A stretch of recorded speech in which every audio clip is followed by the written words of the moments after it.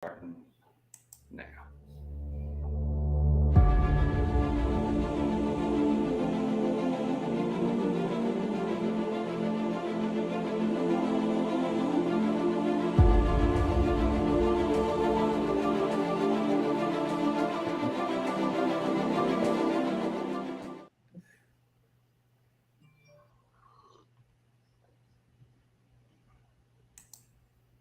And they bulldozed it and knocked down some dirt, and I think I got a button.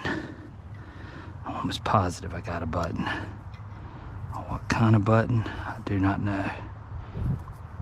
I'm gonna have to clean it up, guys. Right now I can't tell what it is. I'll have to clean it up and I'll get back with you guys. It's a South Carolina Confederate button.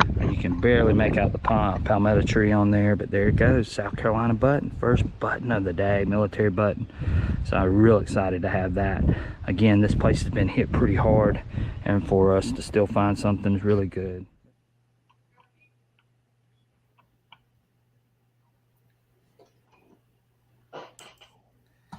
What is up? What is up, guys? Glad to have everyone here on a Friday night. Can everyone hear me? And are we good on audio? Just double checking before we start. What's up, Joe in Memphis? Going to give a couple of shout outs, and we're going to bring our guest in. We've got an amazing group of guests tonight. We've got Charlie from Digging It Back. We got Menardo Rob from Flthunder Diggin with Rob. So we got a great group tonight, and I'm so looking forward to having these guys on. These guys are awesome. So again, this should be a jam-packed show full of all kinds of information. And we're going to talk with these guys, and we're going to talk about their show. They do a great live show on Sunday mornings, and I think you guys are going to be really impressed with both of these fine gentlemen. And they are a lot of fun, guys. I tune in every Sunday morning at 9 o'clock to watch these guys, and they give a fantastic show. They do a lot of great giveaways. I don't do a lot of the giveaways like they do, but they do some unbelievable prizes and giveaways with their duck races and so on. So this is going to be a great group. So without further ado, let's bring on Digging Back Charlie. There he is. How you guys doing? And let's bring on Menardo Rob. And Menardo's here. We are going to let's find us the best look here, guys. Let's get us in here. That's too big. I don't want me so big. So here we go. All right. So let's see if we can do. Yeah, let's do this. Is that too bad? No, that works. Yeah, that works. That's all three of us. Brian Teach, thank you for such an awesome intro. I mean, that was incredible. You made this brown skin blush. I mean, that's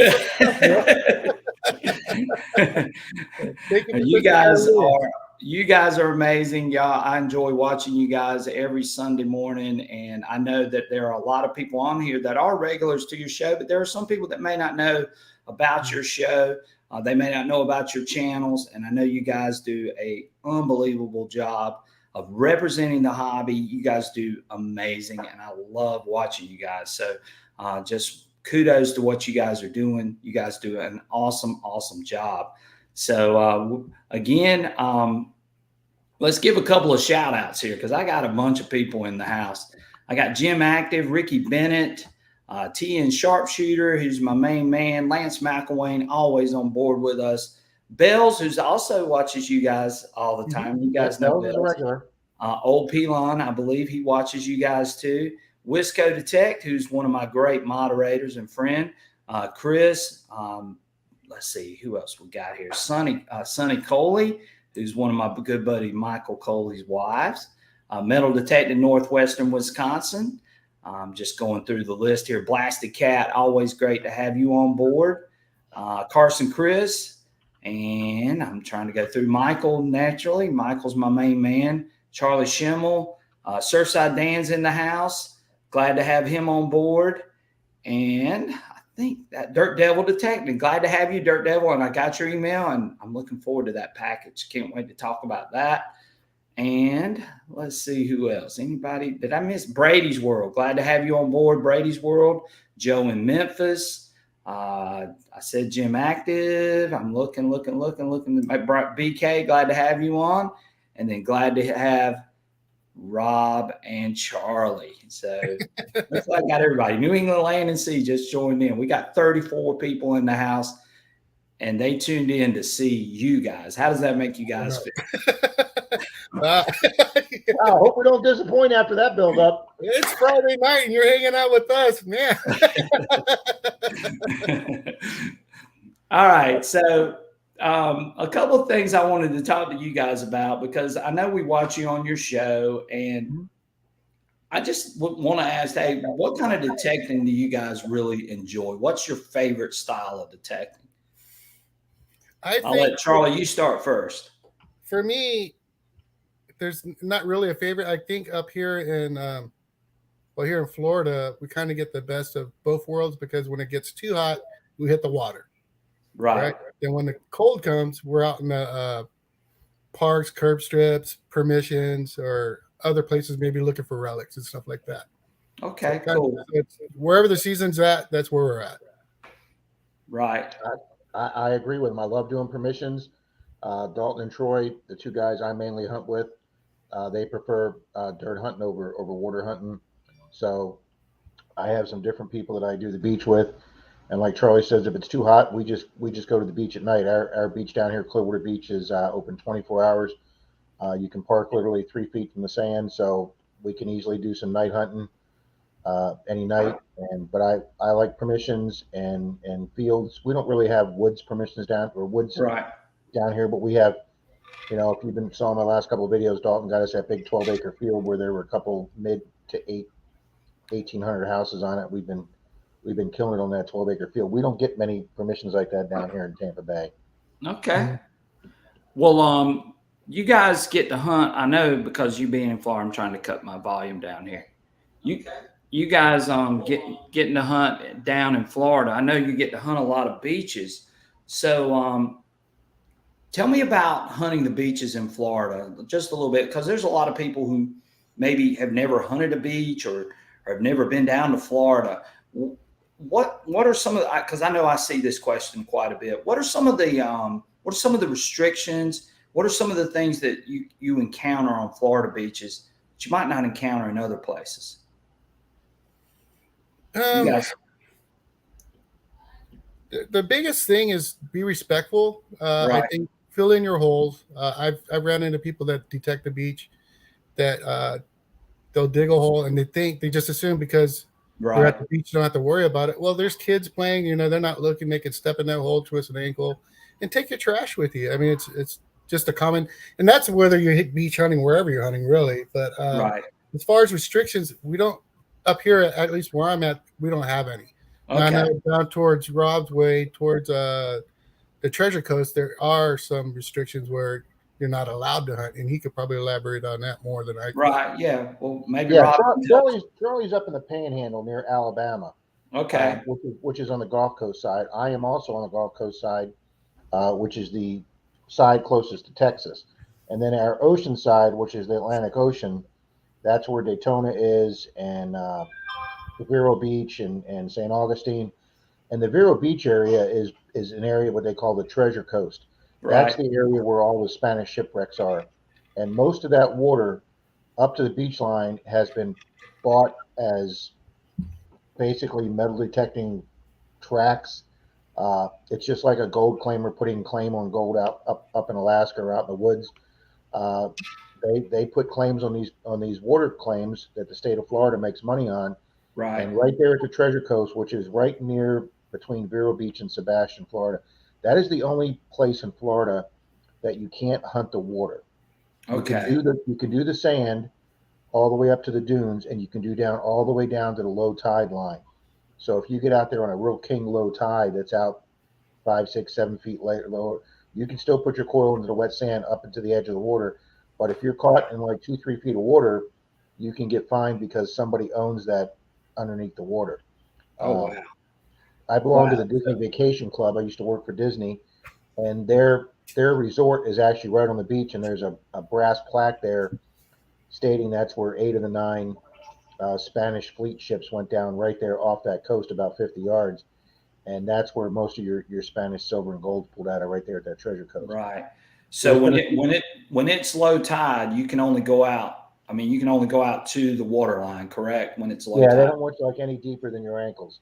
And when I first started detecting 6 years ago, and I only had a land detector, I didn't have a waterproof detector. I was over there doing the dry sand one day. I was real new to this, and there was a guy there with a homemade detector, and I swear to God, his coil had to be like 2.5 feet deep because he was trying to get as deep as he could. He had some homemade machine it was as big as a car tire, his coil. Oh, wow. And he was trying to get, 1.5 feet, 2 feet deep down to try and find some Spanish silver. So Rob, I know you've hunted on the Treasure Coast. Have you ever found any Spanish No. silver or Spanish Nope. gold? Nope. I've hunted Clearwater Beach one time with Miss Gypsy and Zero Discrimination. Met her once at Clearwater Beach. She was down about 20 miles south of Clearwater Beach, place called John's Pass, and apparently there's been 1 or 2 shipwrecks down there. And she found a piece of Spanish silver there. It was all crusted up. Oh, it wow. just looked like a rock that rang up metal. She was with Phil Myers from Myers Metal Detecting, so Right. she did find one on our coast over here. But it's a very, very rare find over here. I've seen Jimmy Crossbones and some of the guys over there on the East Coast, and they found it, especially after the last 2 hurricanes we just had here. Right. Charlie went up his way, a hurricane. How long ago was that, Charlie? 2 years ago? About 2 years, yeah. And Charlie and his buddy pulled 25, 30 silvers off the beach from the 30s and 40s because their beach went down 4 to 5 feet. Yeah. I actually saw that video, Charlie. And enjoyed it. I was watching I Dig Daytona's video today. He pulled out a Franklin half today out of some sand that they torn up using bulldozers because they're trying to take the sand from the top edge of the beach and reinforce and rebuild the seawalls for the hotels. And Right. so they had taken off several feet of thing. And he pulled out a 57 or 63 Benji. Wow. And so they're still pulling from that hurricane they had over there. They're still pulling out old coins over there. So one problem I have at my beaches is they constantly re-nourish our beaches because we're getting stripped quite frequently with the hurricanes and the storms. Thank you, Michael, so much. We're getting stripped with these hurricanes, and they're stripping off a lot of the sand.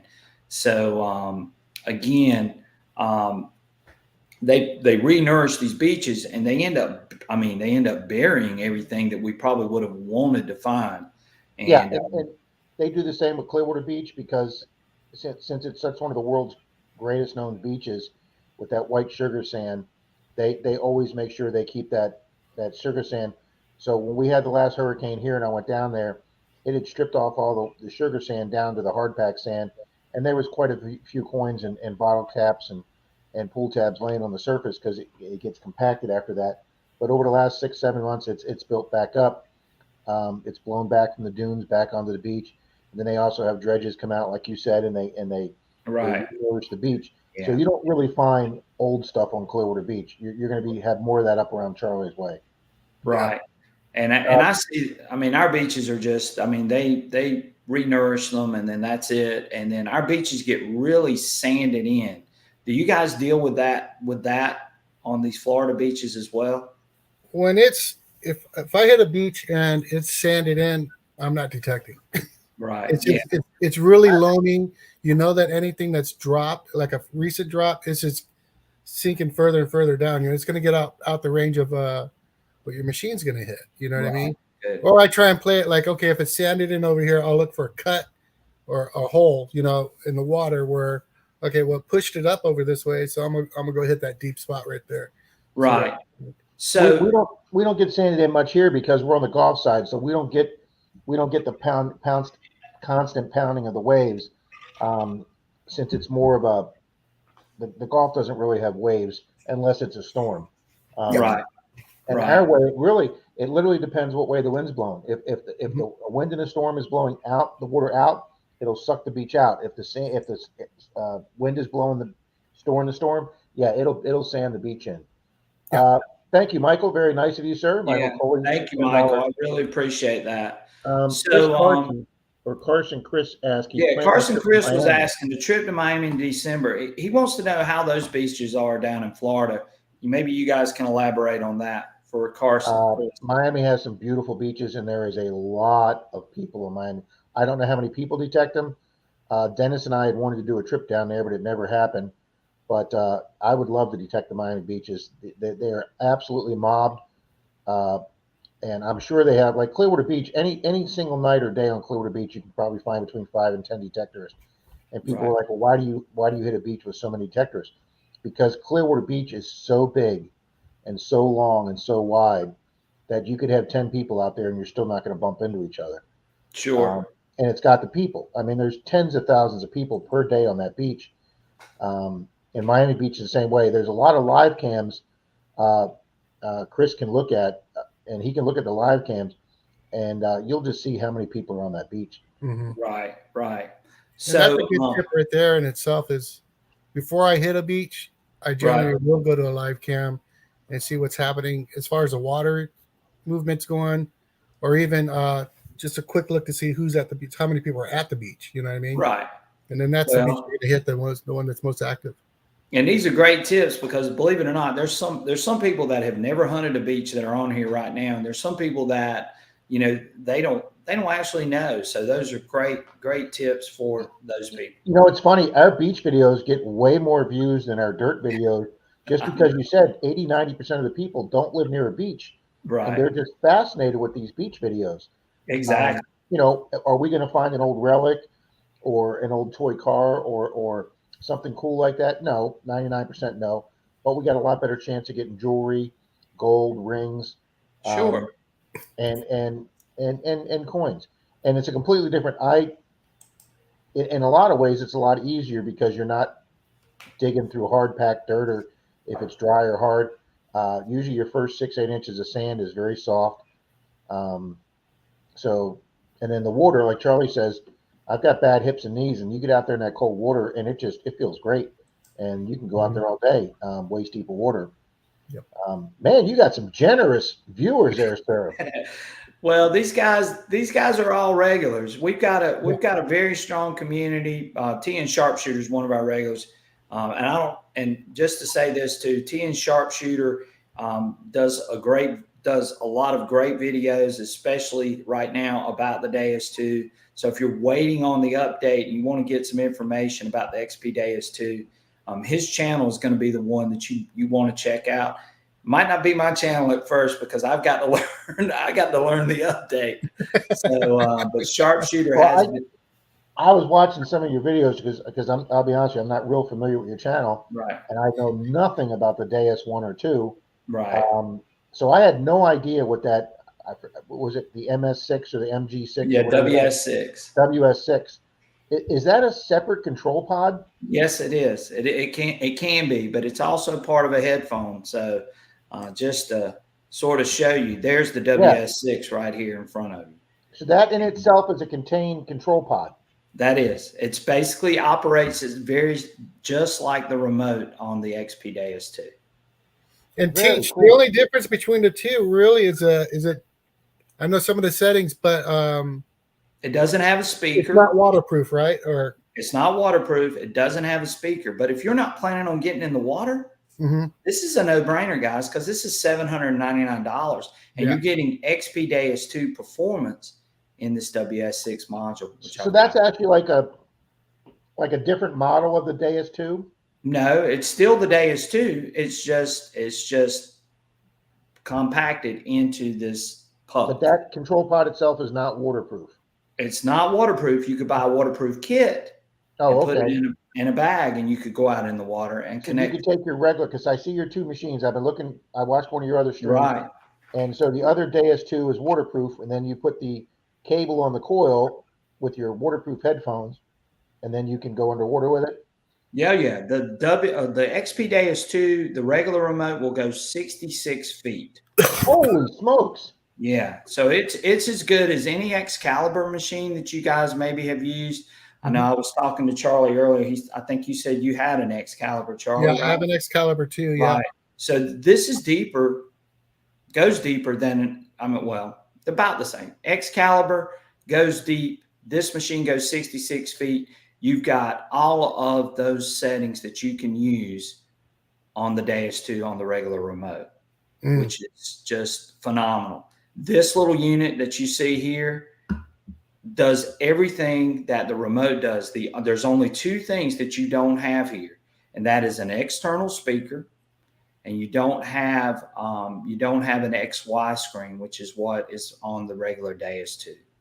So you can actually use this thing on a beach. I'm telling you guys, this thing is deep, it's tough, and it's as good as the regular remote. I mean, it's got everything that you want. It's got all the XP Deus 2 performance rolled up into this little puck. Well, that's pretty cool. Yeah, it's very cool. As a matter of fact, I haven't even told anybody this. I might as well announce it on your screen. Charlie, I bought another 600 today. Like 3 hours ago, Denise is like, "Oh, I see you bought a new machine today." I'm like, "Yeah, honey." The two guys I hunt with, Dalton and Troy, they both have 600s, but neither one of them will take them in the water because they know I've gone through 4 machines in the water. Knox has got great quality, and I love the machines, but I think they shipped every one of them that had a water problem to Florida. 5-year warranty on the WS6. Okay. Right. And we got thinking about that. What we thought of is a lot of people here in Florida, including myself, keep your machine in the back of your car. And it's possible that when it gets super hot like that, it's either it's expanding or contracting those seals. And then somebody suggested that might be why they're getting so many water leaks here with the Florida machines. So they will not take their machines in the water. So if you're a person that does like doing the beach, like I've watched some of your beach videos, but you're not going to go underwater with it, that little MS6 thing will be absolutely perfect. Oh, yeah. Well, if you're not going in the water and you want to hunt the beach and you want the lightest setup on an XP unit, this is it. We're talking about even with an 11-inch coil on it or a 13-inch coil, you're still talking less than almost right around 2.6 pounds. Yeah, see, that's nothing. I watched you using that today, and it did. It looked like it weighed nothing. Oh, it doesn't. But it's got it packs all the performance that you get with a regular XP Deus machine, XP Deus 2 machine. So this is my question, and I've said this quite frequently, is we're talking about a machine with a 5-year warranty, a machine that's as deep, a machine that you can hunt on the beach, a machine that you can relic hunt with. And I'm telling you, this machine is a hell of a coin shooting machine too that people don't realize, but this machine will wipe the floor with coins. And I watched you pull those 9-inch, 10-inch quarters out of the beach yesterday. Oh yeah. And that was the whole purpose behind that video, was to show everyone, look, this thing is extremely deep.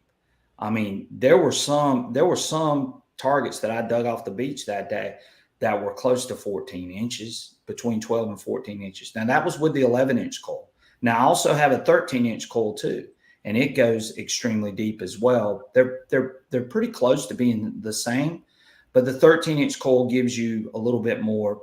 It's almost like hitting a big-headed golf club. You got a little more room to miss, and that machine, that coil will just sweep and pick up anything on the other side. Charlie just pulled out a really deep gold ring on his beach in the water.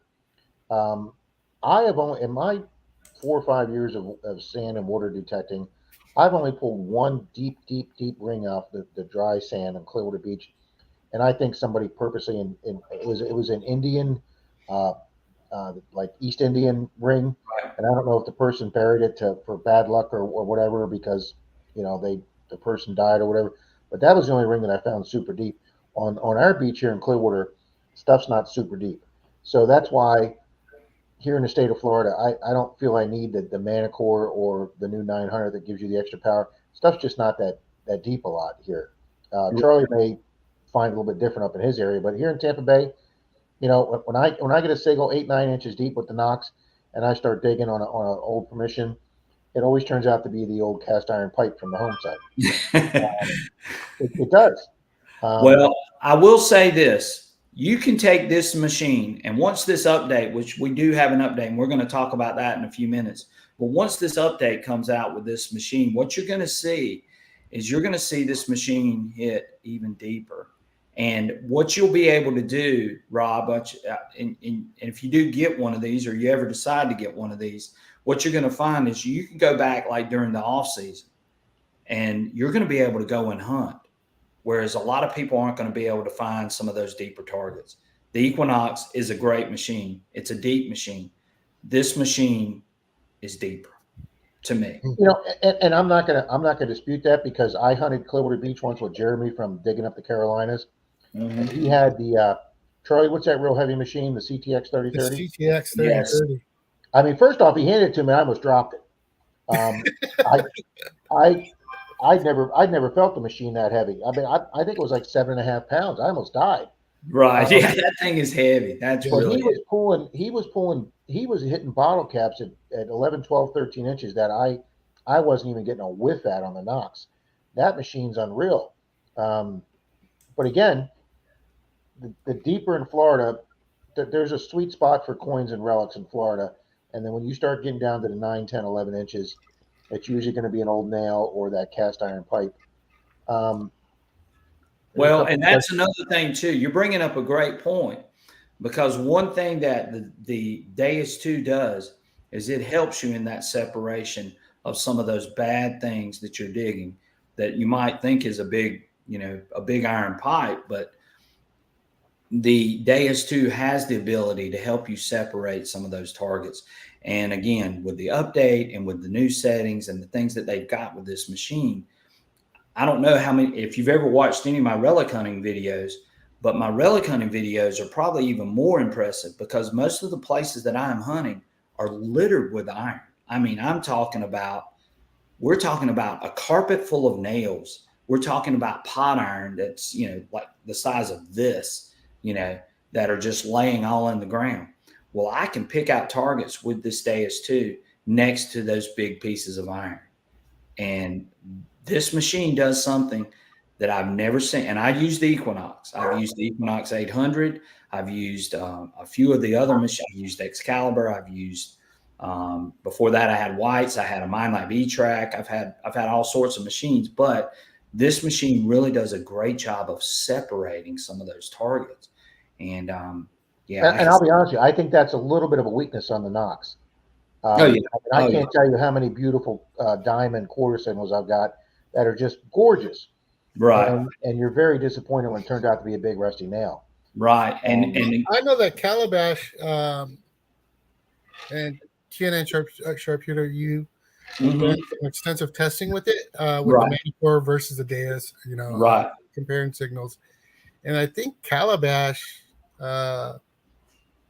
seemed to think that the Manticore, now I might be wrong, but he seemed to think that the Manticore was a little bit deeper on the beach. Right.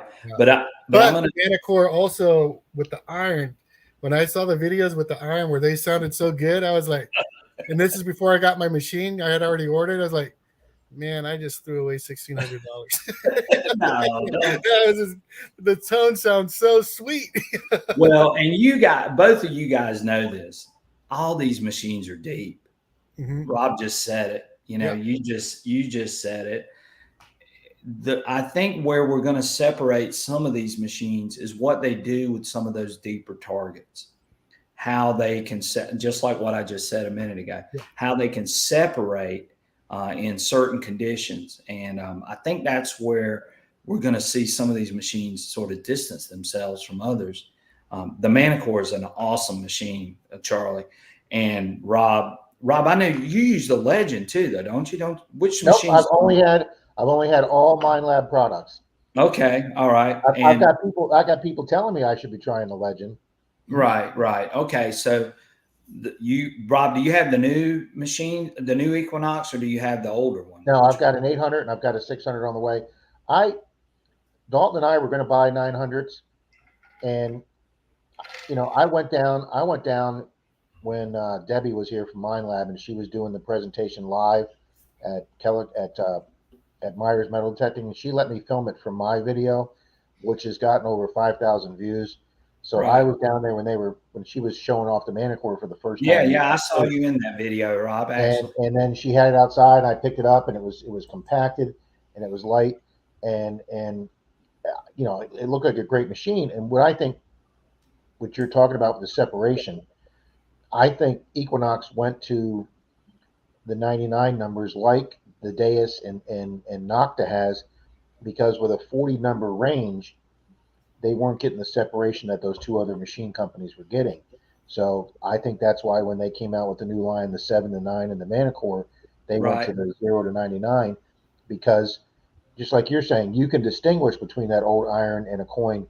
And I think Mind Lab wanted to get caught up with the other two. So with the new machines, they, and Charlie's having to learn it. And I talked to Kimberly. She used the Manticore up here at Florida Hunt 9. And she's like, man, I got to get used to all my new VDI numbers, because I'm going from a 040 now to a 099. Right.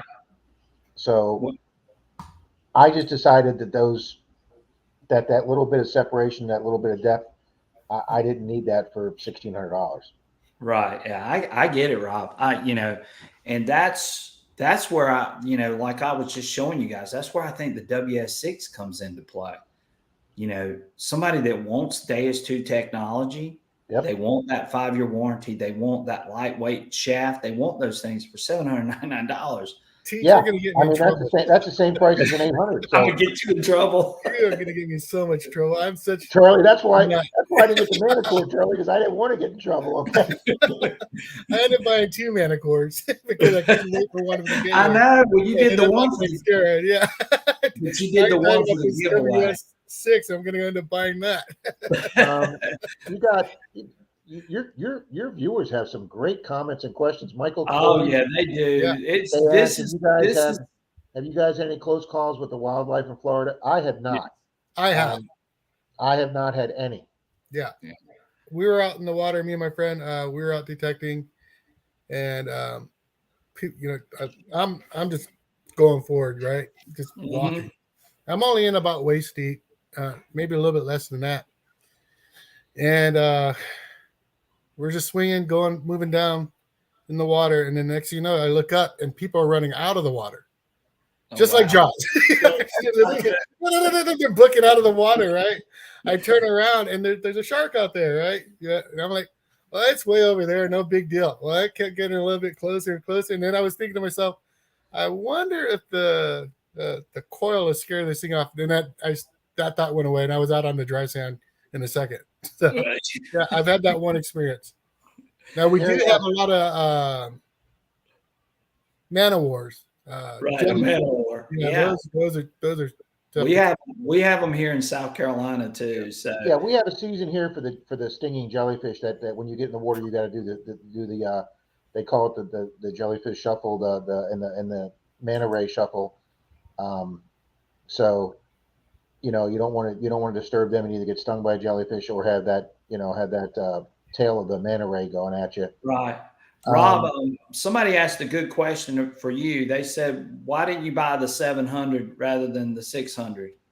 Was there a reason? All right, I'll give you my honest answer. I had an 8 and a 6. I bought the 800 first 4 years ago, and I've had 3 control pods replaced on it for wet. And then I got the 600. People kept saying, well, the 600 seems to be holding up better in the water. My second time in the water with it, it leaked, and I set it off. And then I also had the coil crack. One of the coils cracked, so they replaced under warranty. Mind Lab's warranty, and Charlie will agree with this. Their warranty, they're taking care of their warranty is phenomenal. And so is my experience with the carrot. When I had a carrot go bad, they had me a new carrot in like 7 or 8 days. Sure. Same thing with Mind Lab. They sent me a brand new coil and a brand new control pod. And what happened is I was planning on buying a 7 or 900. So what I did was I never took my new 600 out of the box they sent it back from. And I had a guy in my club saying, I'd really look to upgrade from my like Ace 250 or something. And so he says, I'm really looking to get a deal on a 6 or 800.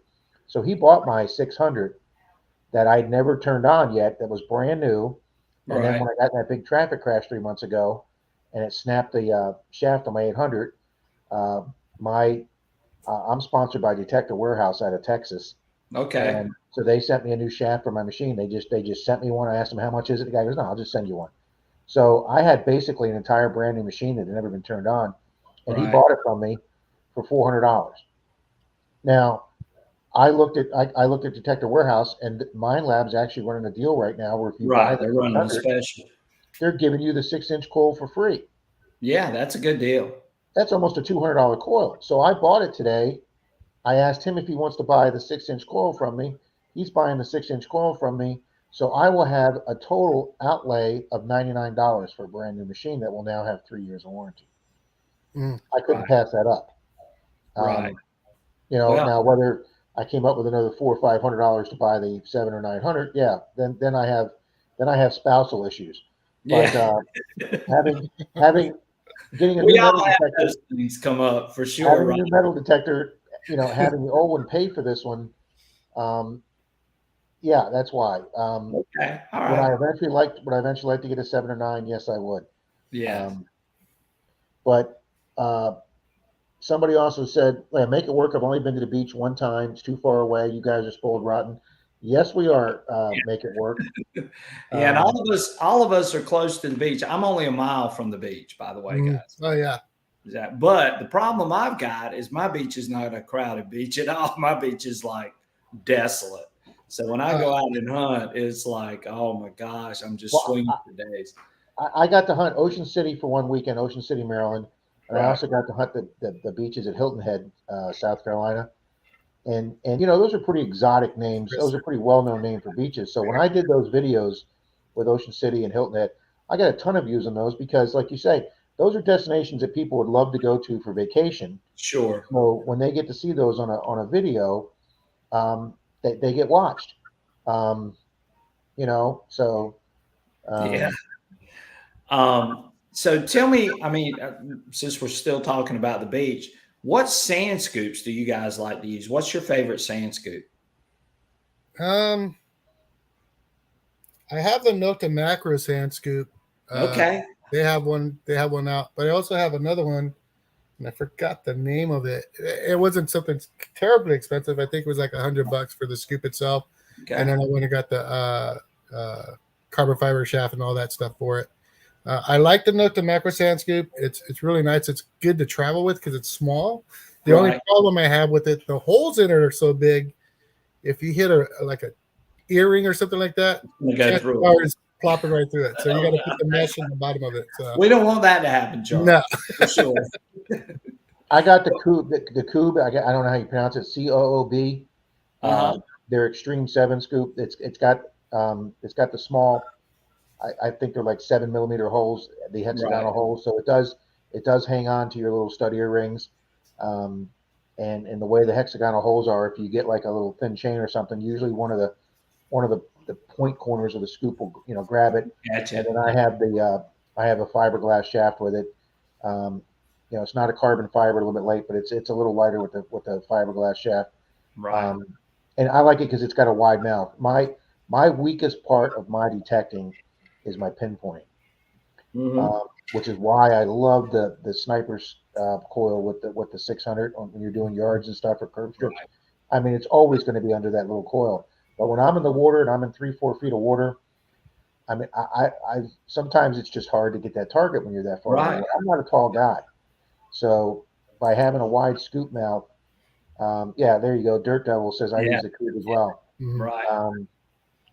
So you two Florida gents need to come to the dark side, says Relic Jedi. Anytime, partner, anytime. Hey, referring to that dais. So I know, well, we talked a lot about the beach tonight, but tell me about your sidewalk curb adventures. I mean, what's one of your favorite coins to look for? I know what Rob's going to say, and I know what Charlie's going to say. So let's hear it from both of these guys. Charlie, tell me, what is your favorite coin to hunt for? Because I watch. It's not even a spectacular. I mean, it's a V-nickel. I just want to find a V-nickel so bad. Right. And, honestly, I haven't found seated. I haven't found a barber. I haven't found any of that, and I don't really a V-nickel. I just want to find a V-nickel so crazy. Me and my friend were out the other day, and he had found one on a property. His friend flips houses, so he got us on a property. He found one there, and I was kind of bummed. And then we went out not too long ago. We're at a curb strip, and he found another V-nickel. I was bummed. But then, a few minutes later, I pulled a gold ring. So I was like, well, but a V nickel for me, a V nickel. How about you, Rob? I want a seated dime or quarter bad. That's my number one coin.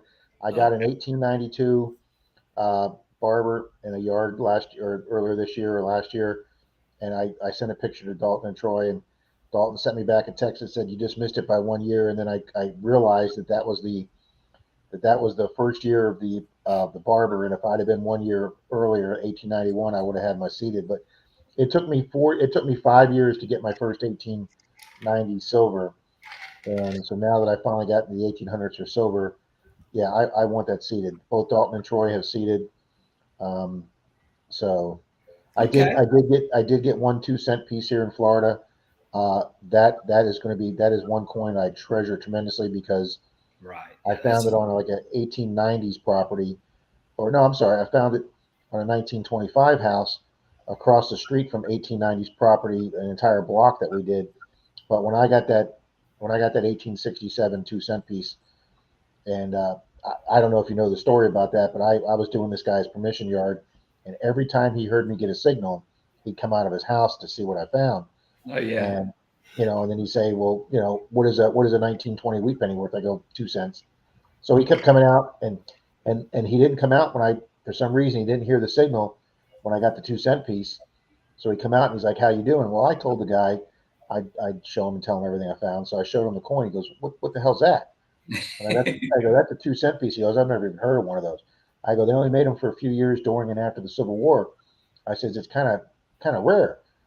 And he goes, well, what's that worth? And I looked it up on, the red book, and I go, it's worth about $20.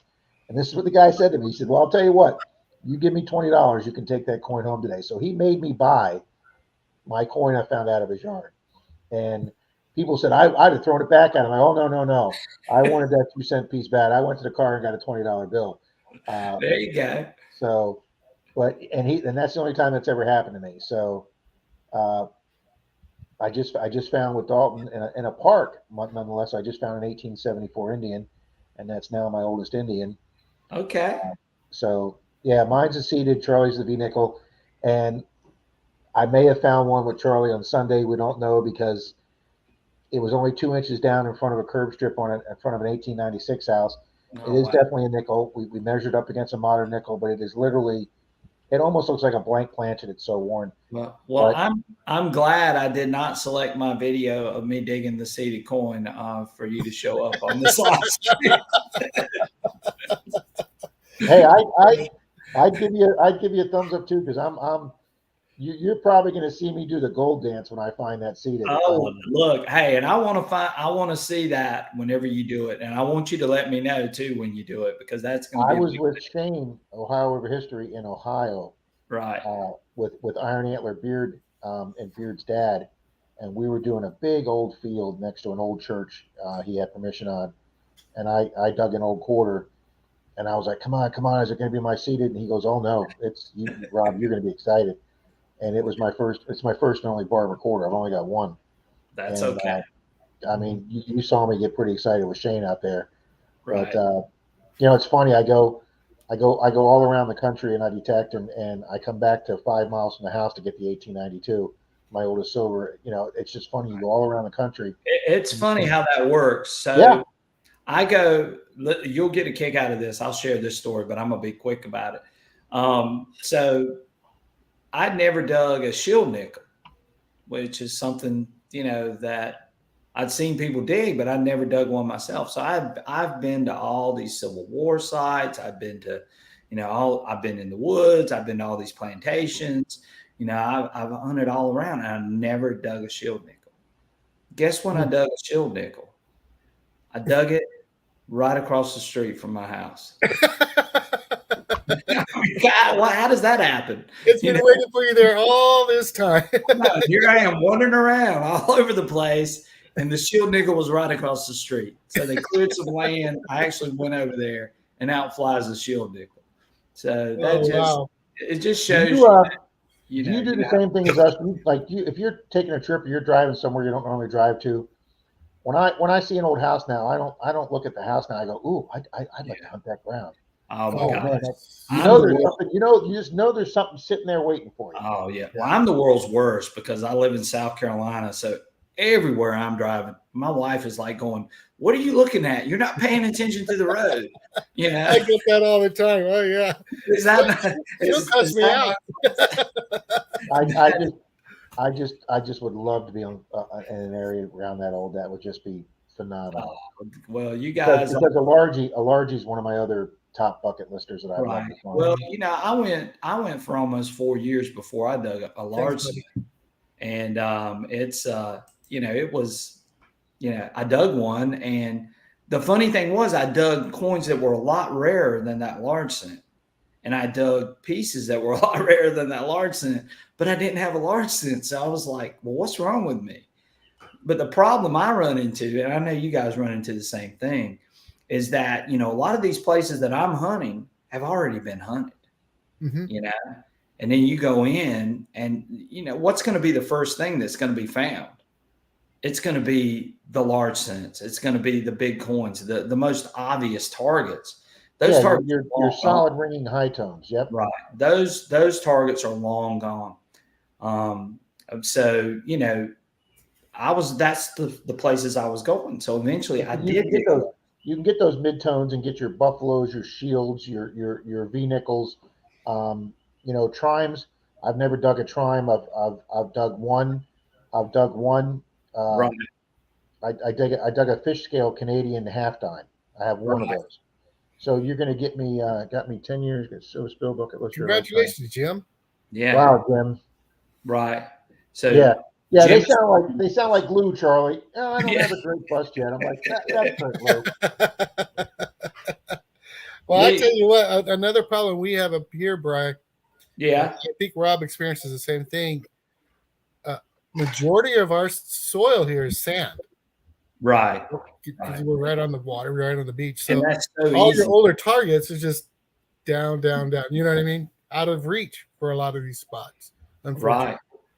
Well, what's funny though is that dry sand, even inland, it's very poor sand.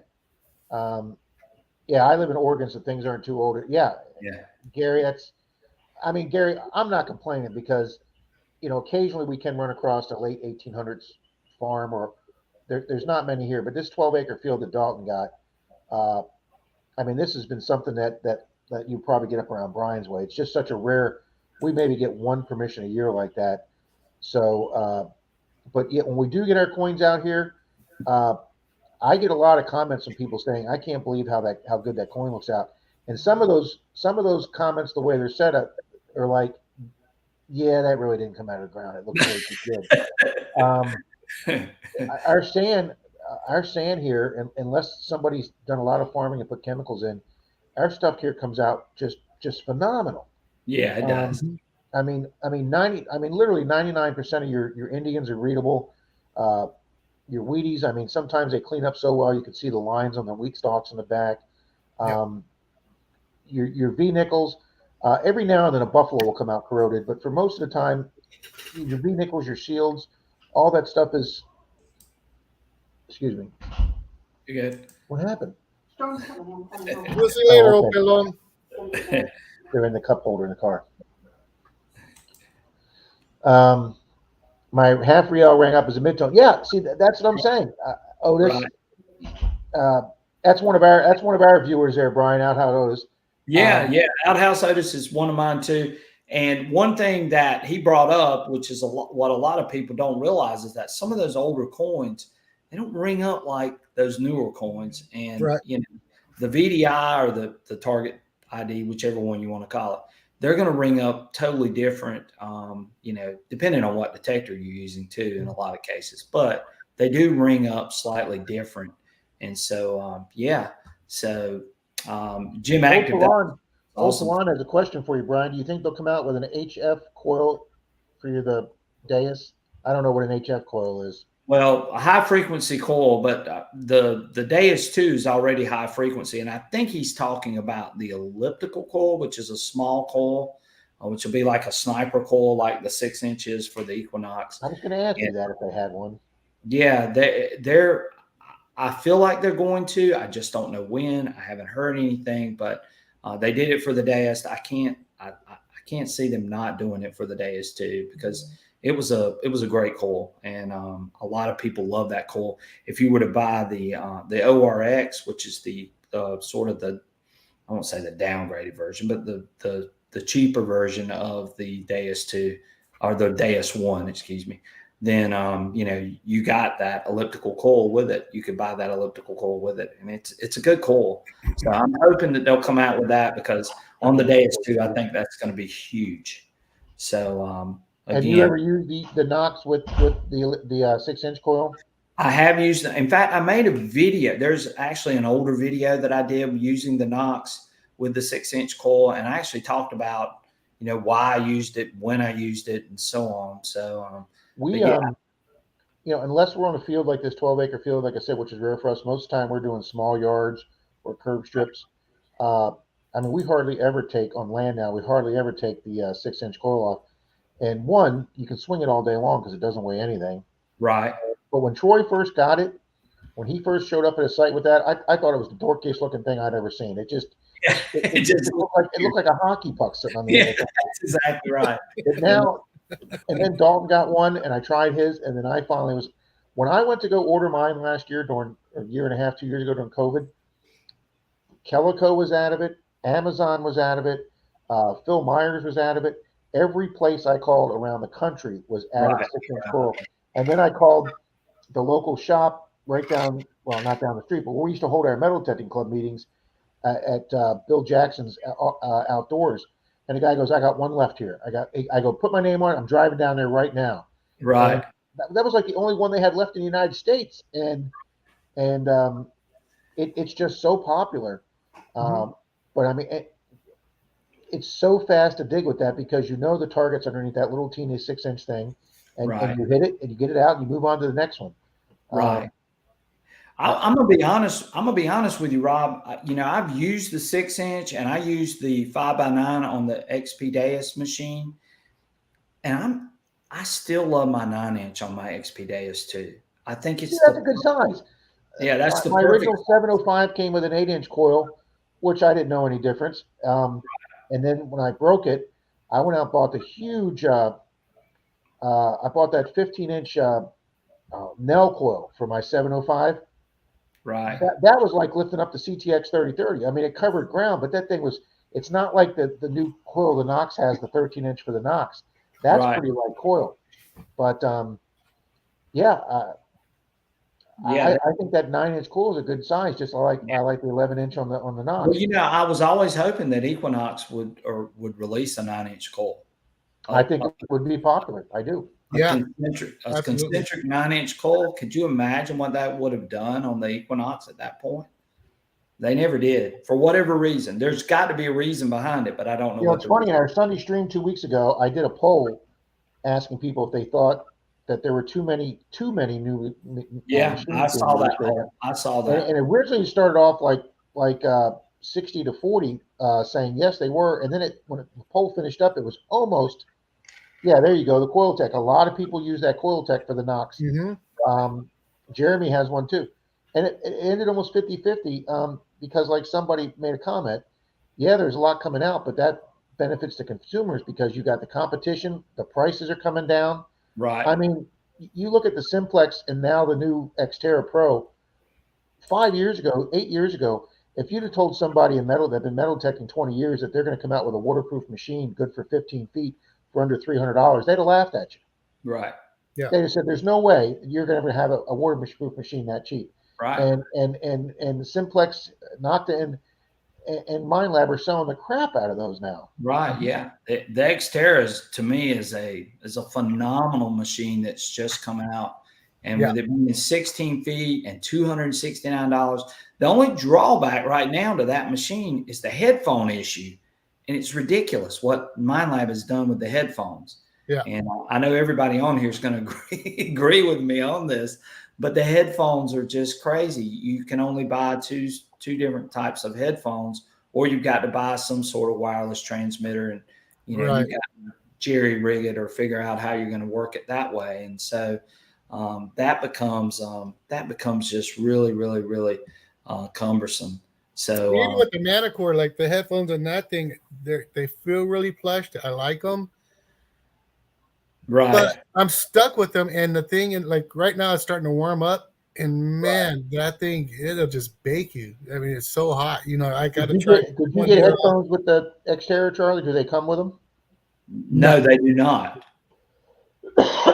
So that's sort of the drawback. But again, and I know I'm probably preaching to the choir for a lot of these guys, but that WS6 gives you an option of breaking away from that. So if you went cheaper, went with the $799 unit, which you can probably get a little bit cheaper if you shop around, you can connect whatever headphones you want. You know, it sang out loud, and when I watched your beach video with that WS6, that machine sang out loud and clear on the beach. I had no problem hearing your signal. Well, and you want to hear the other thing about what I did, Rob? That was through the headphones. That wasn't an external speaker. That was me having the headphones turned up to where I you actually don't like using headphones. Right. Like Charlie says, they'll just burn up. You'll have sweat coming down the side of your head. Right. Well, and you guys know, because you and all three of us are beach hunters as well. So the thing is that, you don't want to wear these. Nope. You don't want to wear these. But would you wear these? Hang on. Gotta get it. Yeah, they look so much cooler. Yeah. Right. These are back foams. But what XP has done is that this little piece, I have a hard time getting my orientation. Right there. But but this little piece slides off. Okay? And you can take this and put it in your pocket. And remember how you had the WM08 for the Knox? Yep. This can become your WM08 for your WS6. That becomes this, huh? Yes, it becomes that. And you can plug in whatever headphones you want. That's cool. But cool. Hey, Brian, what about the bone conductive headphones? How do you like those? The bone conductive headphones they're almost too loud for outside of the water. I mean, I'm going to be honest. Wow. Yeah, they're very loud. But you could connect bone conduction headphones to this WSA. That's why I like the WSA. Is for that reason. You can connect whatever headphones you want.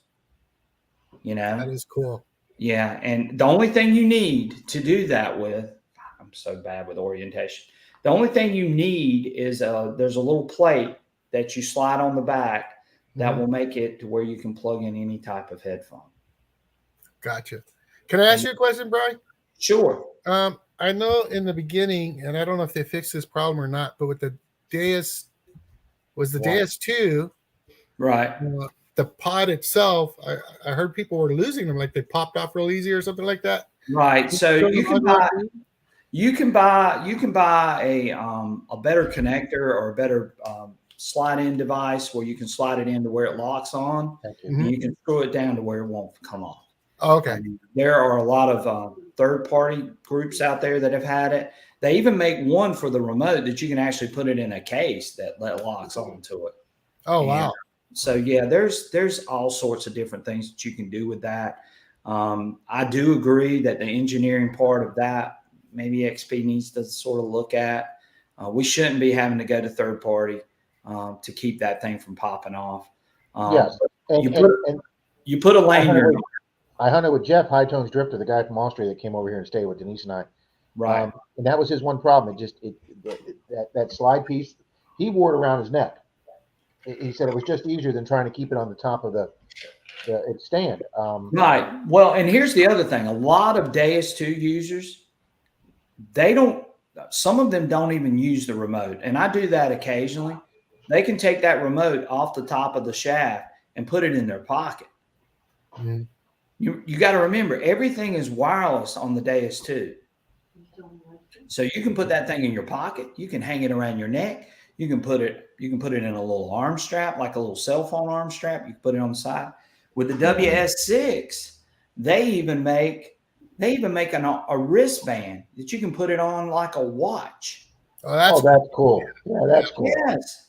And I've got that wristband. I wish I could. I can't find it right here in front of me. But they make a wristband. You can put this on your hand, on your arm, and then you're lightening that machine even more.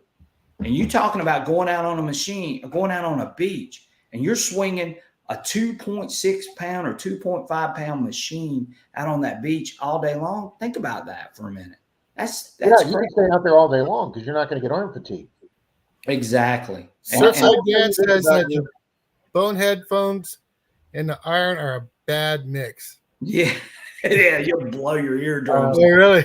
I mean, I've noticed here that a lot of your viewers and participants here, obviously you have a huge Deus 2 following here. Yeah, They're all very positive about Deus 2. Oh yeah, they are. They're and everybody in here is very knowledgeable about the Deus 2 machines. And of course, you know, I've been given, I mean, I'll be honest, I've been given a few Deus 2 machines to show on my channel, but of course it's my number one go-to machine. Mhm. And everyone on here knows that. And you know, they know that I'm just honest. I mean, if I pull that machine out, I feel like I'm going to find something every single time. I'm never going home empty-handed. It's just you get that kind of feeling behind that machine. And the majority of the people on here that watch our channel, they feel the same way. And with this update that is coming, and it's coming very soon, I think we're going to see the landscape of some of these metal detecting companies change dramatically. With what? Well, you see a lot. You see a lot of people on YouTube on doing streams and stuff or digs. They're all still ranting about the Deus 2. You know what I mean? And there's a reason behind it, obviously. Well, there is that machine. There is, and like I said, you know, maybe if you don't want to spend the $14.99, then get the WS6 and try the Deus 2 out, because that's what you're getting. You're getting. I mean, why not? That's the same price as the Knox 800. So right, and I'm telling you guys right now, I've used the Knox 800. I used the Knox 800 for 4 years. Okay, and at that point, before the Deus 2 came out, I was using the Deus 1 when I went relic hunting. I was using my Knox when I went beach hunting, and I was using my Knox when I was hunting in areas that weren't loaded with iron. But when the Deus 2 came out, all that changed. Now I've got the best of all those worlds. You know what?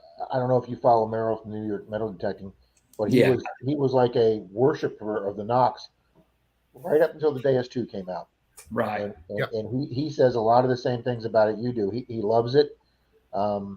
And he was out I watched his video yesterday or today, and he had that Deus out there in those trashy woods, and he pulled that Largie out of there.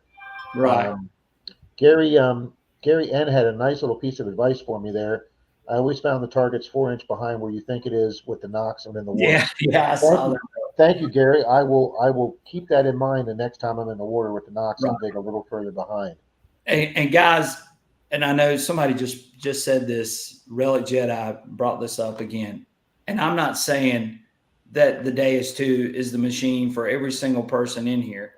The best machine is the one that works for you, and the best machine is the one that you find what you feel like you're after. Absolutely. I mean, that's just it. And that you're comfortable with and that you know. Right, exactly. And I'm a Deus 2 user, and I've admitted it, and I've told you I've gotten machines from XP because they in a roundabout way sort of sponsor me. But I picked that machine up because I feel like that's the best machine for me, you know. And I like telling people about the machine because there's some people that don't understand or don't know, and that's what my channel is really about, is to try to explain, you know, the different machines. And of course, you guys have seen me. I've put up Legend videos. I put up Xterra Pro video. I put up Manticore videos. I mean, I've been trying to learn your channel and catch up. And that's the one thing, the first thing that hit me with your channel is I go, this guy does a lot of teaching. This guy's a nice teaching channel. Right. Which then reminds me of somebody else, Charlie. I'm not going to say it, which reminds me of somebody else that charges for that. Oh, somebody charges for that? Well, Yeah, we won't get into that here. Ryan doesn't. He's not that guy. So- Right. Make it work. Dirt Devil Detecting says here the Legend is my go-to in tot lots, but that's because of the smaller coil options. And I've said this too. The Legend has a great selection of coils. I think the Legend is a really good machine. And like I said earlier too, all these machines are deep, guys. We know that. Oh yeah, absolutely. We're living in probably the best time ever for metal detectors as far as machine selection. Yes, I couldn't agree with you more there. Make it work says I have not dug a cold coin. I know just one person I've hunted with that has found one. How about you guys? Yep, I only know one person also, and that's the guy that I consider the best detectorist I've ever met, and that's Dalton, Florida Knox. I was supposed to be with him on that hunt. He was in an old park that supposedly Teddy Roosevelt and the Rough Riders. We have a lot of areas of Tampa near the waterfront that have parks, and there's a lot of plaques there where Teddy Roosevelt and the Rough Riders went to Cuba during the Spanish-American War, and it was such a large contingent that they camped around various sites in Tampa waiting for the ships to go down off of Tampa Bay. Oh, wow. And he was doing an old park, and Troy rang over it and didn't dig it because it sounded like a zinkin, and Dalton dug it, and it was a $5 gold piece. Right. And, oh wow! $5 Troy wasn't happy about that for a long I time. can imagine. So yes, I've only known one person. I mean, I saw Brad on the Hoover Boys hit the one where he broke into 4 pieces on the beach, and I've seen a couple, overseas. But yeah, my hunting buddy Dalton got one. Of course, then again, I didn't dig the 1719 in the yard with Jeremy, and he went behind me and dug the gold class ring. You live and learn in this hobby. Right, exactly. And I think a lot of people are agreeing with what we're saying. I'm throwing up comments, just sort of showing you guys they think the same way we do. I mean, you're going to use the machine that's going to work the best for you and what you feel the most comfortable with. I mean, but I am going to tell you, I love my days too. I mean, you guys have figured that out by now, but, and you can go watch my channel and you can see I've done really, really well with that machine. Yeah. And I'll tell you something. I having these machines that are, I'm assuming the Deus is updatable through the recharging cord. It is. I mean, other companies are going to have to catch up with that. That's, it's like having a Tesla compared to a VW electric car that you can't update through the wireless. You have to take it to the shop at VW and wait for them to download it from the shop. Whereas Tesla, you wake up in the morning and they've downloaded your newest update to your car. And now that you can do that with metal detectors, I just think I just think it's cool as hell. Oh yeah. Right. Diggin' Daryl just sent you $10. Oh, Diggin' Daryl is my buddy. He's a super supporter of the channel. Thank you, Diggin' Daryl. I really appreciate that. Otis, Lance says I always feel more optimistic when I take the D2 out to hunt. Yeah, Otis got the best machine that fits his budget. If you have a machine that you're so confident about that you're like in a positive mood that you're going to go out and find something, that's a great feeling. Right. Surfside Dan says my Deus 2 is my go-to machine. My Manticore is my backup. What a heck of a backup machine. Yeah. Somebody also said they're looking for a Flying Eagle, another coin that's going to be damn near impossible to find in Florida. Definitely. Even just finding an 1860s Indian in Florida is a pretty big occurrence. So, yeah, I'd love to find a Flying Eagle. And Jim Acton brings up a good point here too, guys.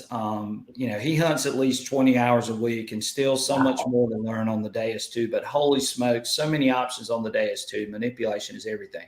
And that's the thing. I think just the versatility of this machine. I just got through telling you this thing goes 66 feet under the water.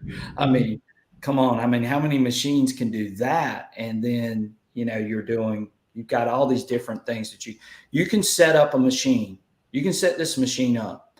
You can hunt it one way, dig out as much stuff as you can. You can go back in and reset it and use another program, different settings, and go back in and find something else.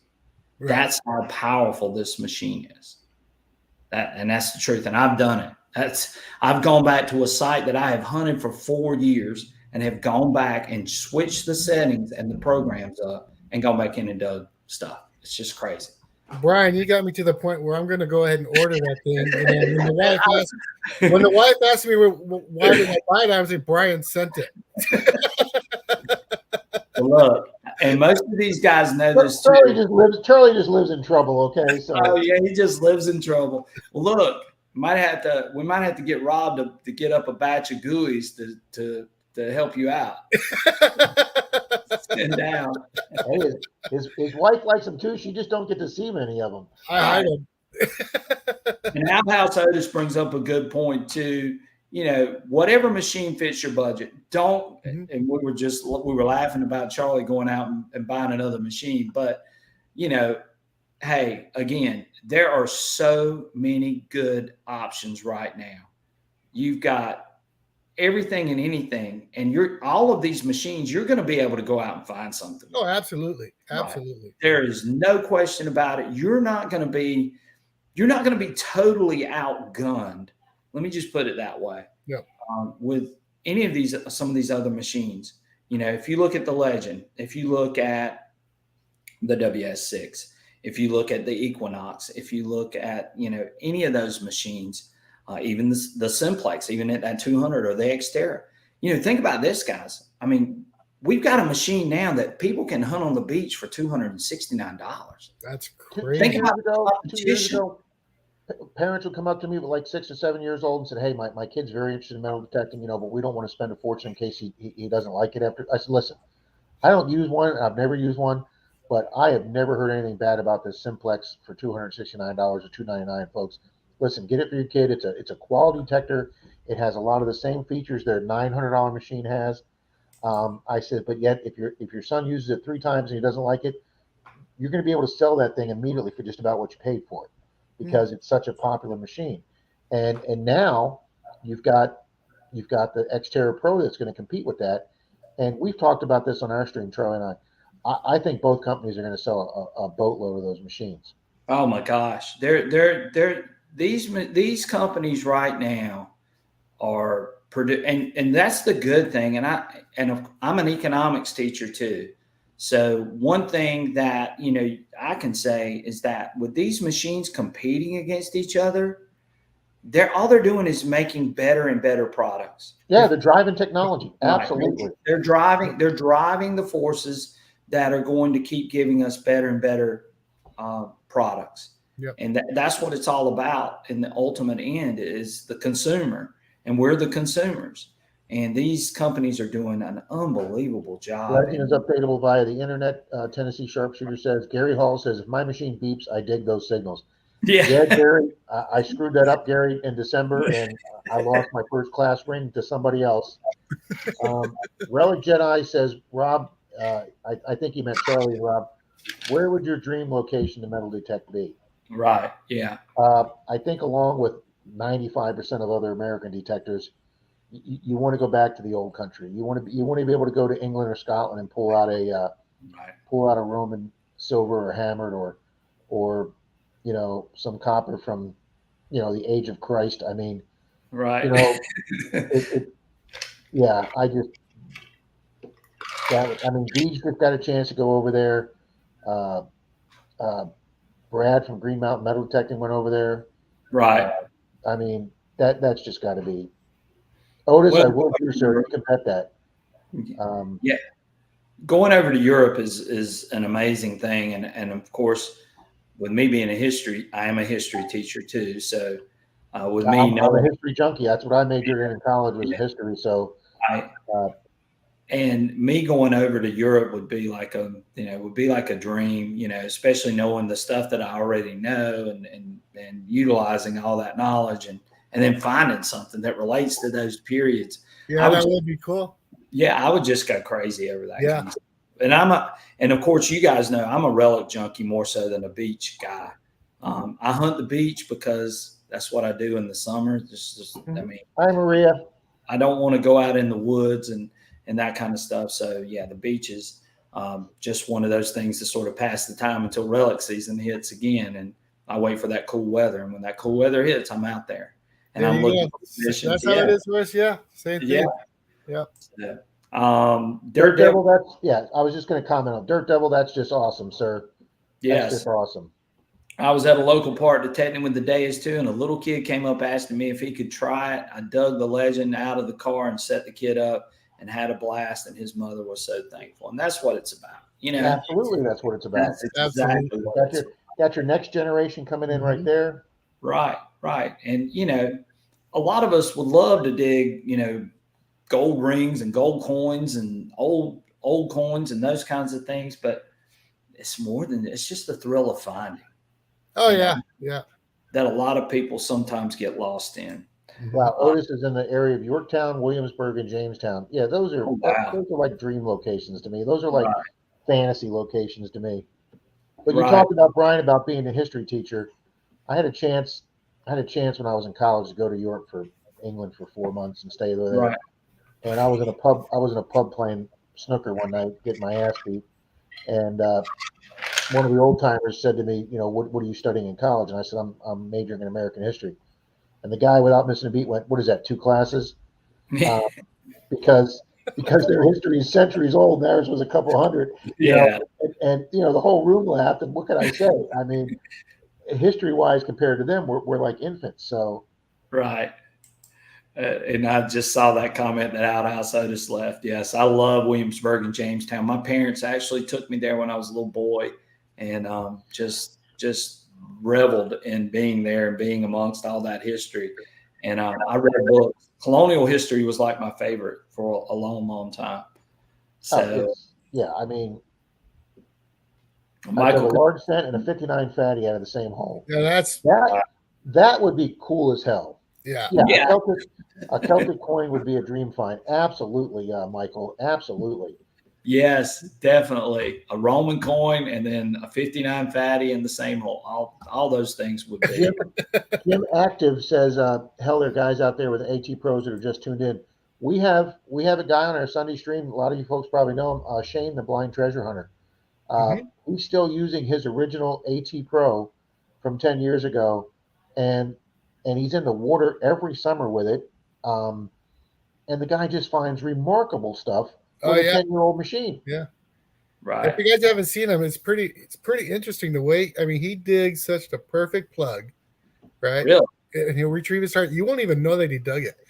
He can smell the metal and tell you if it's silver. It's crazy how you're setting, you know, you hear about your senses, your other senses get heightened, right? But he can rub a coin and smell it and say that's silver. I mean, he'll tell the difference between he can actually feel whether the coin's a Buffalo or Jefferson by the way he feels it. Just by touch, he can figure out what a lot of that. He puts that golf tee down there in the center of his coil, and I've never seen him dig a second plug. He hits that item all the time. Yeah. Right. Well, tell us a little. I mean, I know we sort of mentioned this a little bit at the beginning. Tell us a little bit about the Florida hunt and what you guys observed at that and some of your takeaways. I'm going to say that Greg works so hard to help the vets. Right. Good. Helping our military. And that's, I mean, God bless him for that, because he does so much. And it's just one big, huge charity event, right? And sometimes as metal detectors, we get lost in what we're doing, right? What the cause is really for, you know? So I really want to say that he put on an awesome event. Everybody had a lot of fun. How the hunt went is how the hunt went, but everybody had a blast. Very well organized. Yeah, absolutely. It was a good time. It was a very family friendly 120 acres, because the guy that owns 120 acres, he stores. How do I say this without trying to give things away? But he stores high water rescue vehicles there from the federal government. Right. So he gets paid to store a lot of government equipment there that may be needed for a hurricane or disaster or FEMA. He stores FEMA equipment, military equipment. So he makes a pretty penny from this 120 acres, and he's taken that and he's turned it into a kind of a mini Never Never Land. He's got an amusement park, he's got Ferris wheels, he's got he's got a full-size steam train like Disney has that goes the entire length of his property. He's got an old Wild West village set up. He's got a petting zoo set up. He's got a reproduction train station. I mean, for the people that came there with their families, it was the wives and the kids had plenty of stuff to do. It was great. And, like Charlie and I said, it was a great piece of property for families. Greg did a phenomenal job. It was not property with any historical significance to it. Right. So you weren't going to go out there like you did up in an upstate New York hunt and go out there and find colonial or Civil War stuff. You're just going to find items that were localized to people that came through that ground in the late 1800s. Sure. But I will tell you, I'll say this: if he had that event again, I'm a son of a vet. I would absolutely, if I didn't make it down, at least donate to it or do my best to make the event. I was going to ask y'all what metal detecting companies were actually there being represented. There were three. All three: Nocta, Mine Lab, and Garrett. And actually, Darlene was there. She was there. And Debbie was there representing Mine Lab. Okay. Garrett, I think, had a little smaller booth. And then there was a big outfit from Georgia there, like a big metal detecting store. Right. And then the club that was the closest to that area, the local Ocala Metal Detecting Club, they had a big booth set up. And then there was a couple like aftermarket companies that you could buy accessories for your detector. But yeah, Mine Lab and Nocta had they had a full display of their entire repertoire of stuff out there. Well, that's one of the only reason why I'm asking that is because I'm trying to push XP to attend a couple of these events. Do you think it was worthwhile for those guys to be there? I think they had a lot of traffic. They had a lot of traffic at those two booths. Yeah. Okay, quite a bit. You had KG and Ringy there. Yeah. They were there last year too. Gypsy was there last year. She wasn't here this year, but Gypsy was there last year too. Jimmy Crossbones was there this year. Last year, Gary Drayton was there. And I will say this about Gary Drayton. I'd never met the guy before. I mean, only seen him. Right. To be honest with you, Gary Drayton was the reason I bought a metal detector and started with Mine Lab. When I started watching Curse of Oak Island 9 years ago, he was the only guy finding anything. I'm like, the guy with the metal detector, he's the guy kicking butt out there. Right. And then I met him last year at Florida Hunt 8. He was representing Mine Lab, and he stuck by that booth all day long out there in the heat and answered every question and promoted the company he sponsored. I've always thought a lot of Gary Drayton. I think he does a very, very fine job of representing the hobby and showing the machine. And he did at Florida Hunt 8. Jimmy Crossbones was there this year. He's kind of a well-known local guy here in Florida on the Treasure Coast. He's found a lot of pirate treasure.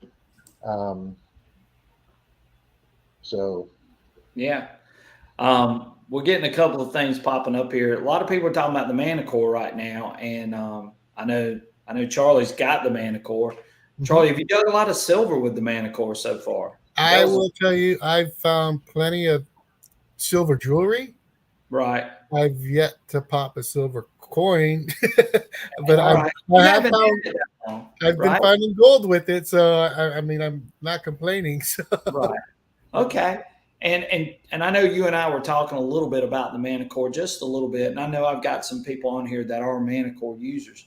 We were talking a little bit about the VDI and how it is a little bit shaky, and how we thought that maybe the VDI was maybe because of that 99 scale. That's what's really sort of causing it to be shaky. I do believe that Mine Lab is working on a fix for the Manticore, because the problem that we have with the Manticore here in South Carolina, and I know y'all would see the same thing down in Florida if you were to take it relic hunting, is that it's falsing on iron like really, really, really bad. The funny thing about this machine is that if you take it and you don't put it in the ground, it works perfect. which is crazy. You can put an iron nail right next to that silver coin and it'll hit it every time. You stick that iron nail in the ground next to that silver coin, gone. Forget Oh, it. really? Oh, it's terrible. It's and that's supposedly what it's made for, is to separate that. right. And that's what it should be doing. But the problem is it does it above the ground, but it can't do it when it's in the ground. See, I've Very never interesting. tested it that way.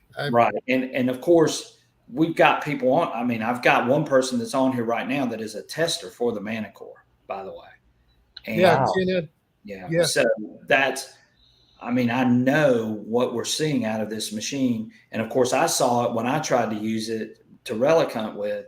And of course, I'm a relic hunter, like I've been saying, and that was the issue with it. Now, maybe in an open field or you're not dealing, and I don't even know as far as modern trash, you know, how it's actually performing in modern trash. So maybe you can elaborate a little bit on the modern trash part. I think it's comparable to like Is it raining? the Knox in Right. trash areas. Right. I don't have a problem with it in the parks and stuff like that, but I don't hunt really iron laden areas. You know what I mean? Right. Those iron sites like you guys are into. I know Calabash, and I know TNA was talking about that. You have spoken about that. I have hit a few rusty nails that were deep, some old nails. Right. And man, I was swearing. I was looking at that thing, listening to it, looking at the peak. I'm like, I got silver all day long, son, and pop it. You pop it, and the next thing you know, the signal's gone. I'm like, what? It's in here somewhere. And then the next thing you know, it's a rusty nail. But Charlie, one thing that I noticed with the machine, and maybe you can attest to this too, was it seemed like I was chasing a little bit.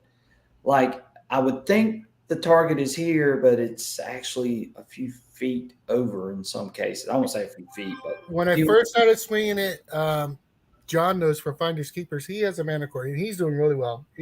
He's been finding stuff on edge. I've seen a few videos of his. right. But I tell you, in the beginning, I was having that issue. It felt like that to me. I was like, Right. you know, I'm here. I think I'm digging here, but my target was actually over here, right? Right. Yeah. Yeah. And I think a lot of people saw that as well. But I'm really hoping that Mind Lab addresses and fixes some of those issues, because I'm gonna be honest with you, I don't think they knew what that issue was until after the machine was released. I mean, I honestly don't believe they ever had an opportunity to possibly test some of these things. And I know we had testers out there who were doing an absolutely wonderful job, but something was missed somewhere along the way. Yeah. And I think they're still trying to figure it out. And I mean, I know that Mind Lab is working really, really hard at trying to fix that issue and make this machine comparable to what we're seeing out of the Deus 2. So, well, now your Deus 2 is coming out with that new update, and everybody's hyped about, all the Deus users hyped about that. So that's really interesting, and I hope Mind Lab does follow suit and to take care of some of those issues. I mean, Calabash was out there just showing, like, right. He gets out there and he feels out. What do you think about that, boys? Yeah. He would do that. Remember, and I'm just scratching my head like, man. Well, he and I saw it early on. We were all over it. We were going. You guys were all over that. Yeah, you and in fact, I canceled my order for my Manticore. Yeah, that's how bad it was. Because when I saw it do what it was doing, I'm going like, oh heck no! I'm not going to take this thing into a relic site and try to hunt. And I canceled my order, and you know. Well, look what James says. They don't fix it. That's not. You got that comment up there. I mean, you can't get any more of a endorsement for a machine than James right there. Right. Exactly. James is singing the Deus 2 praises, and we're all singing that. But I'm not saying that Mind Lab can't catch up to what the Deus 2 is doing in iron. It's just they're just gonna have to tweak that machine if that machine's going to really make a go of it, or are we? But that's what was advertised as a master separation machine. But it's not. That's what they counted as. It's Mind Lab's best machine on separating your iron from your targets. Right, and it's just not at this point. And Surfside Dan is a good friend of mine who's on here right now. And he and I have hunted together with the Deus 2 and the Manticore. There you go, Dan. Yeah. He said, with the new updates coming with the Deus 2 and the Manticore, I'm going to have to swing the Deus 2 in my left hand and the Manticore in my right hand. And Surfside Dan is an excellent beach hunter. He's got unbelievable finds out on the beach. And he really believes strongly in the Manticore out on the beach. I am going to say this. The Manticore on the beach is deep. Yeah. And you guys, I know Charlie knows it because he's got it. But it really deep audio, really loud, crisp audio that you get. But look out.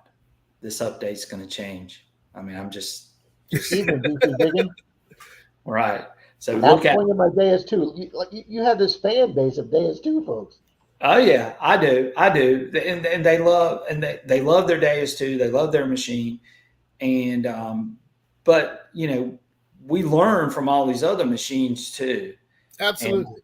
And I think that's where XP really does a really good job is their research and development. I think they take these machines and they look at them really, really, really close. Mm-hmm. And they've come up with something totally different. There's no DNA of a Manticore or an Equinox in that Deus 2 machine. I can say that. Well, you just look at, Detectors 10, 15, 20 years ago just didn't have the options and So, Brian, the Deus 2, the menu, right? Is it as friendly as the Manticore?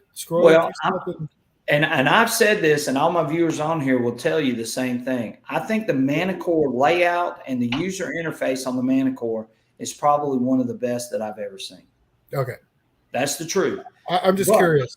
But the Deus 2 is not that hard to learn. People make this out way more into a big deal than what's being made out. The Deus 2, you can pick up on the Deus 2. You can learn it.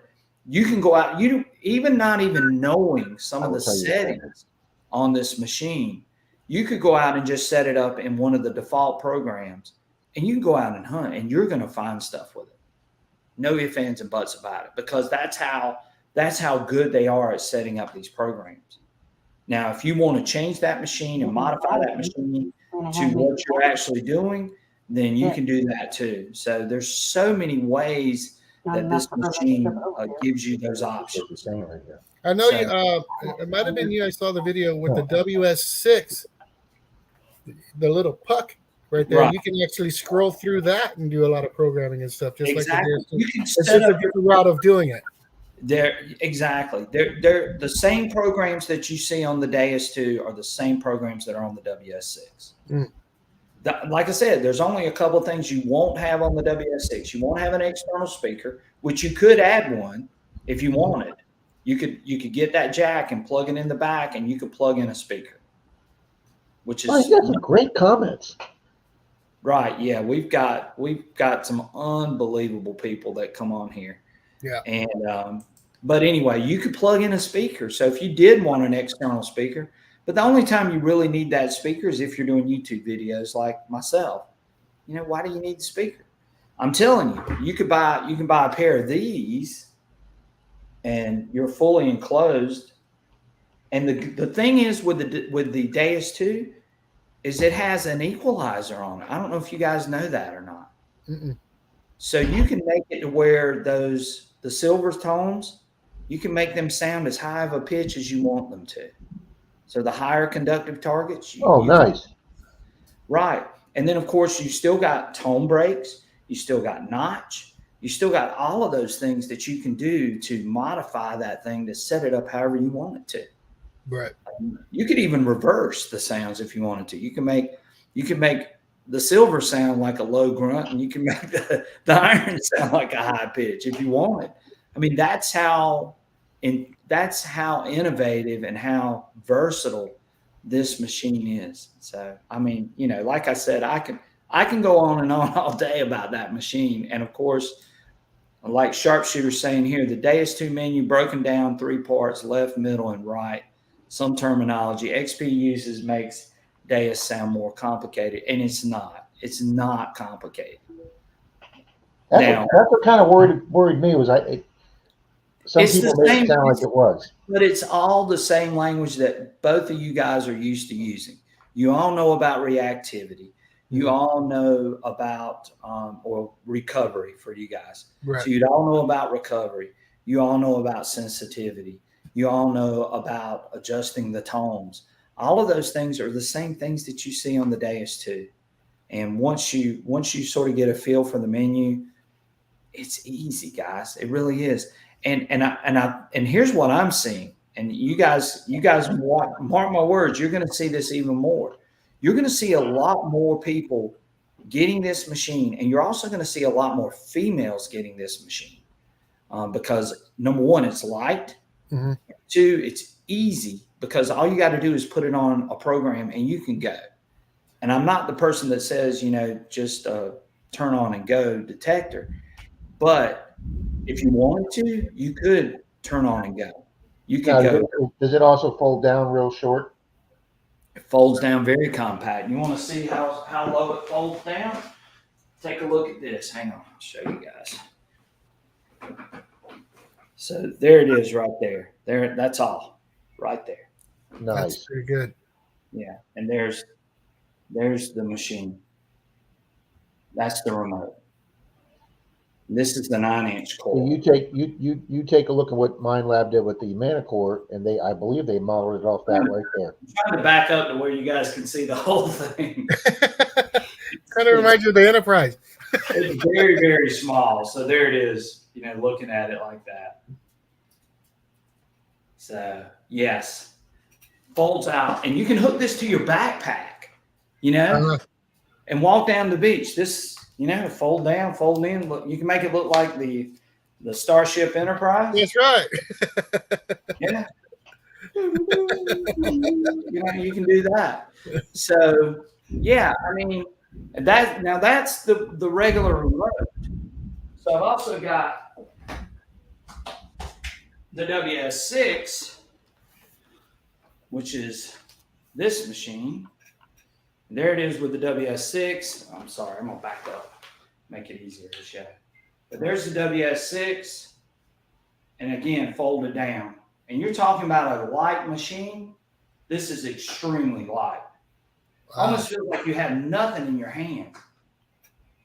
And I dug a massive 14 karat gold ring the other day. Well, not the other day, but last year, basically, towards the end of the year, using that setup.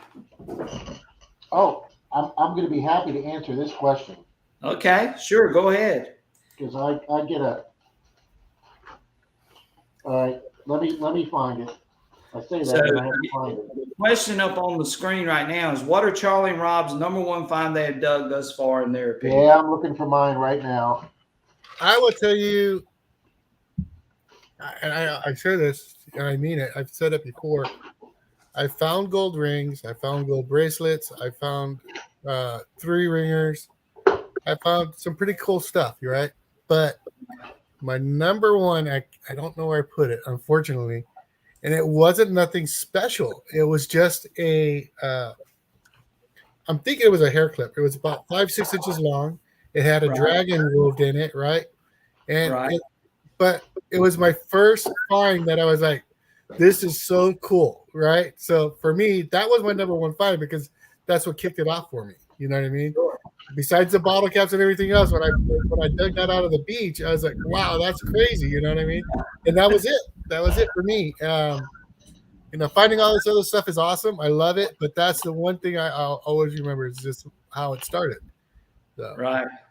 And you can see DC Diggin says Deus 2 lightweight and cordless. It's just hard to beat. I figured the Deus 2 out with no problem, and I'm just a silly girl face blue smile. Hey, and I've met Bells. I don't know if y'all have ever met Bells face. Yeah, No, we have not.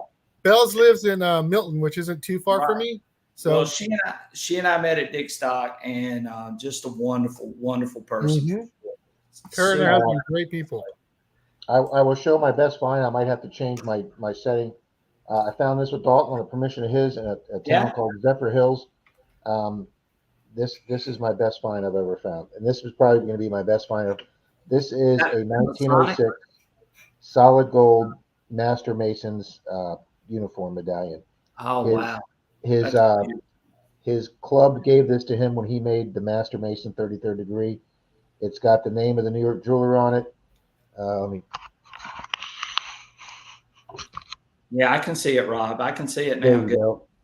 Very nice. It says Marble Lodge, F&AM, Free and Accepted Masons, Tuckahoe, New York, to Worshipful Master Brother Samuel Benny, 1906, and it's got solid gold on it. And then it's got the name of the jeweler from New York. I looked for one of these online before I realized that each lodge made up their own individual.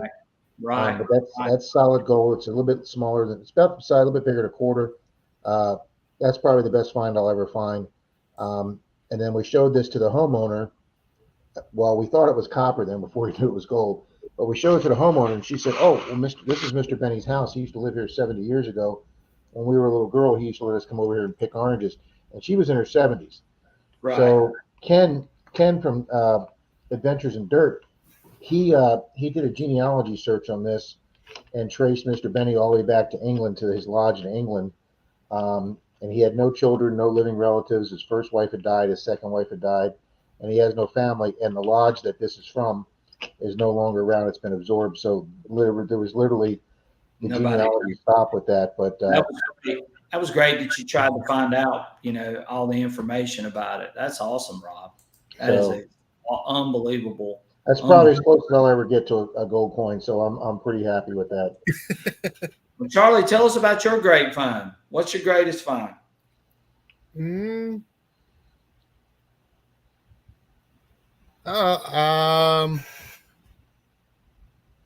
Like the Thank you, Bill. I don't know if I have a greatest find, to be honest with you. Yeah. My first find, like I was telling you about that hairbreadth thing, was, to me, that was it, because it wasn't expensive, but it got me hooked into the hobby, and it's just been going forward from there. You know what I mean? So yeah. I saw that. Did you read that, Rob? Yeah, I'm reading Tom's right now. I love it. Thank you everybody with the kind comments. I can't. I get so much crap about that. I love the flat brim hat. It's just I love it. I love it. DC Diggin, Rob said that's better than a gold coin. So yeah. Well, thank you. It's got. I'll show you my most recent find. My most recent find. Somebody just said, DC Diggin said, "How the hell does somebody lose that?" All I could think of is they used to say he used to be out on his riding his lawn when he was like in his 70s and 80s, and I don't know if he kept wearing this or whatever. But the town this is from, the town was all founded by Freemasons from coming down from up north. So only thing I could think of is he was out there on the rider. He still had it pinned to his shirt, and it vibrated off. That's all I could think of. But yeah. Carson Chris brought up something. There you go. Let's see it, Charlie. Oh, that's sweet, Charlie. Yeah, that's a nice ring. 14K, and I found out with the Manticore in the water. So, and that was deep. I had to dig for that one, but that's beautiful. It sniffed it out. So that was my most recent gold find with that. That is really sweet. That is a sweet find. I love any ring, but yeah, that's nice. So Carson Chris says you can program the DS2 master and the MI6 to use the WS2. Whichever master you turn on first will connect to the WS2. I don't know if you guys know this or not either, but with a DS2 machine, you can connect your pin pointer through the headphones wirelessly. Yeah, I've seen that. Yeah, I've seen that. Yeah, it's a great feature and just super way to do. So yeah, we've got. Yeah, Bill said that's awesome, Charlie, as well. Very good. Sharpshooter says, I agree with those I return. Yeah, when you return something to somebody, that's a great feeling. Oh, yeah. Otis just found something that was missing for like 10 years that 2 other detectors couldn't find, and he found a gold ring and returned it. Oh, wow. That is super, super, super. Our club, it's funny. When I joined Ring Fighters in our club 4 years ago, and I was brand new to detecting, I had no idea what Ring Finders was as far as the organization, because being part of it through our club doesn't charge. We go out for donations that goes into the treasury of the kitty of the club, and our club pays to have all the beach territory through like 3 counties. So, and then I found out it was actually a 4-pay service that you paid to keep a territory, and then you negotiated with the person who called you for whatever fee you did to find their ring. But our club does it on a donation basis. Most of the time, we get rewarded very handsomely. We've gotten stiffed a couple of times. We found a $10,000 ring 3 miles out in the Gulf of Mexico. That's bad, Marty. I know. I love it. I mean, we had to take a half-hour boat ride out to the Gulf of Mexico, Right. on the people's boat, to recover her $10,000 ring from their waterfront home, and they stiffed our club and didn't give us a reward. And we spent 4 hours in the water looking for that thing, 3 of us. But for the most part, our club's the number 1 ring finding organization in the country, mainly because of Clearwater Beach. Literally, we're on Clearwater Beach almost every single day. Wow. But our ring finders has returned over 700 pieces of jewelry. Right. It's just like Otis says. It's just a great feeling. Yeah, it is. It's an unbelievable feeling. Crying. They didn't think they'd see it again.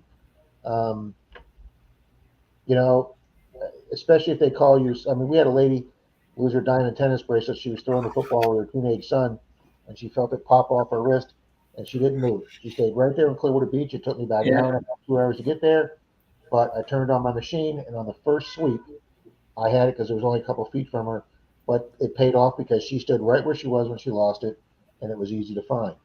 Very good. Yeah, most people don't do that, by the way.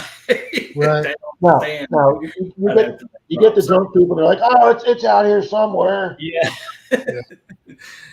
A lot of times they send you to a spot where you're like, I was right here. Right. But you'll be danged if you didn't find it 50 miles the other direction. You know what I mean? It's way down the other side of the beach. So, Brian, do you can you set up a race or a duck race? A duck race or a wheel spin or anything like that? No, I've never done that. I know you guys are the master at doing that. And Rob, could you do one or? Hold on, let me see if it's. Hey, I'll tell you what but I do have a prize that I can give away. We'll make it a dual prize then. Yeah, let's do that. Wow, 44 people are in here, but only 1, 2, 3, 4, 5, 6, 7, 8, 9. Only 13 people left comments, so we need everybody to leave a comment real quick. Yeah, leave a comment. Rob's going to hook us up, and we're going to do an auction. So what I have is I'm trying to see the year on it, and my eyes are so bad I can't see the year, but it's a barber dime. Nice. Ooh, that's nice. So we're going to do this away with a double giveaway for a duck race, and Rob is setting that up right now. There's a barber dime, and we're going to do that in just a second. So definitely leave a comment if you want a giveaway. That's what we're going to do as we sort of wrap up. This has been unbelievable having these guys on here tonight. What a great show. You guys are awesome. It just flies, doesn't it? Having us on here. And this will be the second prize. All right. We got a Grey Ghost. I'm going to get them a Grey Ghost Ultimate Finds pouch. So here we go. Just want to thank you guys for being here with us. All you got to do is Brian, thank you for being here, having us up on with you. Oh yeah, and thank you very much. Yeah, thank you guys. This is a great show, and I've got an unbelievable audience. The people that show up for this show every Friday night, they're super. They're knowledgeable, which you guys can say. I mean, you can see that from the comments. Yeah. All you got to do is dance too. Yeah, they love the dance too. It's a dance too channel, and I'll be the first to admit it, but we get a lot of people because I show a lot of different machines as well. So that's yes, and we've got some wonderful, fantastic people, guys. If you haven't already, like and subscribe to Charlie at Digging It Back, and then Rob at Flthunder Diggin with Rob. Their channels are awesome. Check out their live stream on Sunday mornings if you don't already. Those guys do an amazing job on their Sunday morning stream. And there's nothing serious about it. Maybe this guy can join us this Sunday. Yeah, I can if you want me to. I'll be more than happy. What say you, Rob? Charlie, whatever you want to do, sir. There you go. Yeah. Brian, can you join us Sunday? Oh yeah, sure. Y'all just tell me what time. Well, of course, I'm gonna be there all the time anyway. Yeah. Y'all just tell me if you want me to pop in. And you guys come along too. We give away a bunch of stuff, and we just hang out and just have a good time. Pretty much talk about anything. Right. So this is for a great pouch and for a barber dime. Mm-hmm. All righty, folks. If you haven't made a comment, please leave a comment. Yes, please leave a comment if you want to get in on the duck race. And Rob is setting that up for us right now. And I think we got 44 people in here. So you 44 that have stuck around through our whole menagerie of talk, then you're lucky because you're getting ready to get something really, really nice, or I had the chance to get something really good. Yep. Somebody said buttery gooeys. What do you think about that? Those will not be given away. Those only happen once a month. Those only happen once a month. And I'm the only one allowed in that race. Yeah, you're the only one allowed in the buttery gooey race. Uh-huh. So explain to me why he's doing this. What's in the buttery gooeys? Because I missed that whole first part. What is it? What's it made of? It's a cake mix. Right. I don't know which cake mix it is, and I don't know. I know that I can't explain it. They totally explained it before. Betty Crocker or Duncan Hines yellow cake mix. Right. And it's got what, 2 bars of cream cheese, D? Oh, she won't give out. She won't give. It's got cream cheese, yellow cake mix, butter. Yeah, you can Google it. There's just type in butter gooeys or gooeys. The recipes are pretty similar, but they're very, and then she covers it with powdered sugar on top. Powdered sugar. But in the middle, the cream cheese and the butter, it's like a pudding inside. It's just so sweet. It's not even funny. Charlie's literally addicted to them. It's gotten to the rainbows and unicorn tears. That's right, Tom. Brian, I went on a kick where I was, I dropped weight. Right. I had diabetes, right? And I got to the point where I don't have to take medication or anything like that no more, right? I'm not taking any metformin or anything like that. That's awesome. I don't eat sugars at all, but that is my kryptonite right there. That is I will eat that. Yeah, that is the one thing I will eat on this. I like Tom Kingery's comment here. He said it's made of rainbows and unicorn tears. Marty says an ancient Chinese secret. That one's good as well. Oh man. Yeah. So you guys that have stuck around, you're in for a really treat. We got some great prizes. Mm-hmm. Definitely. So Otis. Charlie eats enough of the gooeys, he starts to see unicorns and rainbows. So yeah, this is going to be awesome. Rob, are you able to get them? Yeah, you do. Every time I'm almost done, somebody else pops in. Oh, yeah, that's because everybody's spreading the word that we're giving away a prize. I'm telling you, we put the word duck race on our stream, and I swear to God, people hear it out there in the netherworld. And this, yeah. Oh man.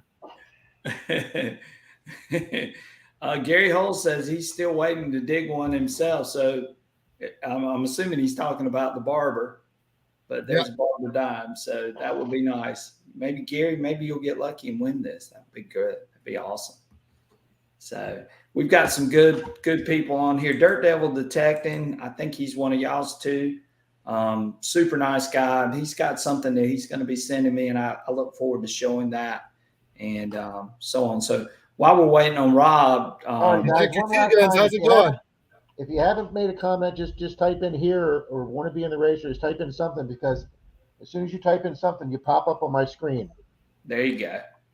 So one thing that we are going to sort of end on is the XP Deus 2 update. And, of course, y'all have heard me mention that in the last couple of things that we've been going through with the Deus too. So this update, we were hoping it was going to be this week, and we're hoping it was going to be this week. It wasn't. So now we're thinking next week. And I know everybody gets tired of me hearing me say, well, it's coming, it's coming, it's coming. But believe me, we're closer now than we've ever been. And I do believe it is coming. And I do hope it will be next week. I don't know that for sure. So don't hold me to that, and don't crucify me if it doesn't show up next week. But I think it's going to be everything that a lot of us have been waiting on, and some great, great things are going to be in this update. And I think that we're all going to be happy, and it's going to be super, super good when we get it, and just relish in it when you get it. Just put it that way. And hopefully it's coming very, very, very soon. Bell says free XP update tomorrow, like free beer tomorrow. Yeah, that would be nice. I wish they would. I wish I could say, hey, I wish XP would contact me and say, hey, you can give away be the first exclusive person to have that XP Deus 2 update. But that update should be awesome. And I know that it's going to be something that is going to make everybody a lot happier. I feel like it's going to be something that's going to make everybody happy. And you guys, I know you guys are not you guys. There's my boy. Big ass cat, have you on board. Hey, we're doing a giveaway tonight. Oh man, wow. So definitely, you picked the right time to be on board. Thank you so much, Stink Ass Cat, one of my great supporters. I appreciate it. Who came in? Stink Ass Cat. Stink Ass Cat. He's the man. He came like a big dog, big cat, $50. Great supporter, and I appreciate that. And by the way, too, just to show you, so what I've done with a lot of the money that has been donated, I just recently bought a brand new Sony mirrorless camera to upgrade my video quality. So that's cool. Yes, and all of that has really come through donations from my supporters. So again, that's what I'd like to do is upgrade my camera this year. Upgrade your cameras, upgrade your computers, try to make it where, it's something. So these guys that are giving some unbelievable stuff, and they're giving, generous donations. I'm letting you know that's where it's going to try to improve the channel, improve what I bring, the content that I bring, improve machines, all those different types of things. That's what I try to do with those donations. So thank you so much. Did you see what Otis put there, Brian? Yeah. Awesome, Steve. Is that what it was? No, y'all make the updates sound so good. I'm going to download it, and I don't even have it a day. I saw that one. Oh, boy. Brian, I think you can upload it right now, Brian. I can upload. Okay. Oh, hang on one second. We'll add it. We'll add it to our stream. Boom. There we are. All right. Are we ready? Gary N. Do you have Gary N in there? Yes, sir. Okay. And Stink Ass Cat. Let me double check. I got Stink Ass Cat. Yeah, definitely put my man in there. Yep, got Gary N too. All right. Terry Greenway just we'll go. In. Okay, we're Terry Greenway there, Rob. Okay. Wow, Charlie, this is just like Airstream. Yeah, they just show up at the last minute. They wait. Thank you so much for doing this, Rob. I appreciate it. No worry. All right. All right. Let's let it roll. Let's go. Let's let those duckies go. We could get some gooey's. Yeah. All righty. 3, 2, 1. Let her go. Good luck. Good luck. Good luck.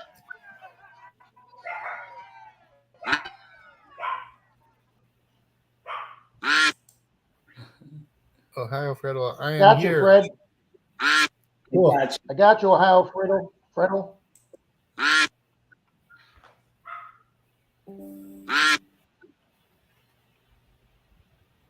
Sonny Coley can't win again. She won the last time. Oh, she's falling back. Who's it gonna be? Everybody's all bunched up still. A lot of fun.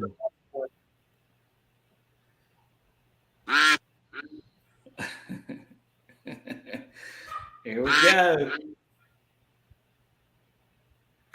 To give credit where credit's due, the first two of these I ever saw was on Liz's channel, Diggin Canuck and Marlon from Mayor Videos were the first two I ever saw do duck races. Yeah, this is awesome. Mark's yelling rig relays. Oh, it's not over yet. Oh man. DC Diggin. He's merging out. He's coming out. Can he get caught? Falling back. Yeah, he jumped out way too soon. Oh, he jumped out way too soon. Y'all watched enough of these to know. Yeah. Uh-oh, Gary is. Gary looks like he's pulling up. Gary is making a push.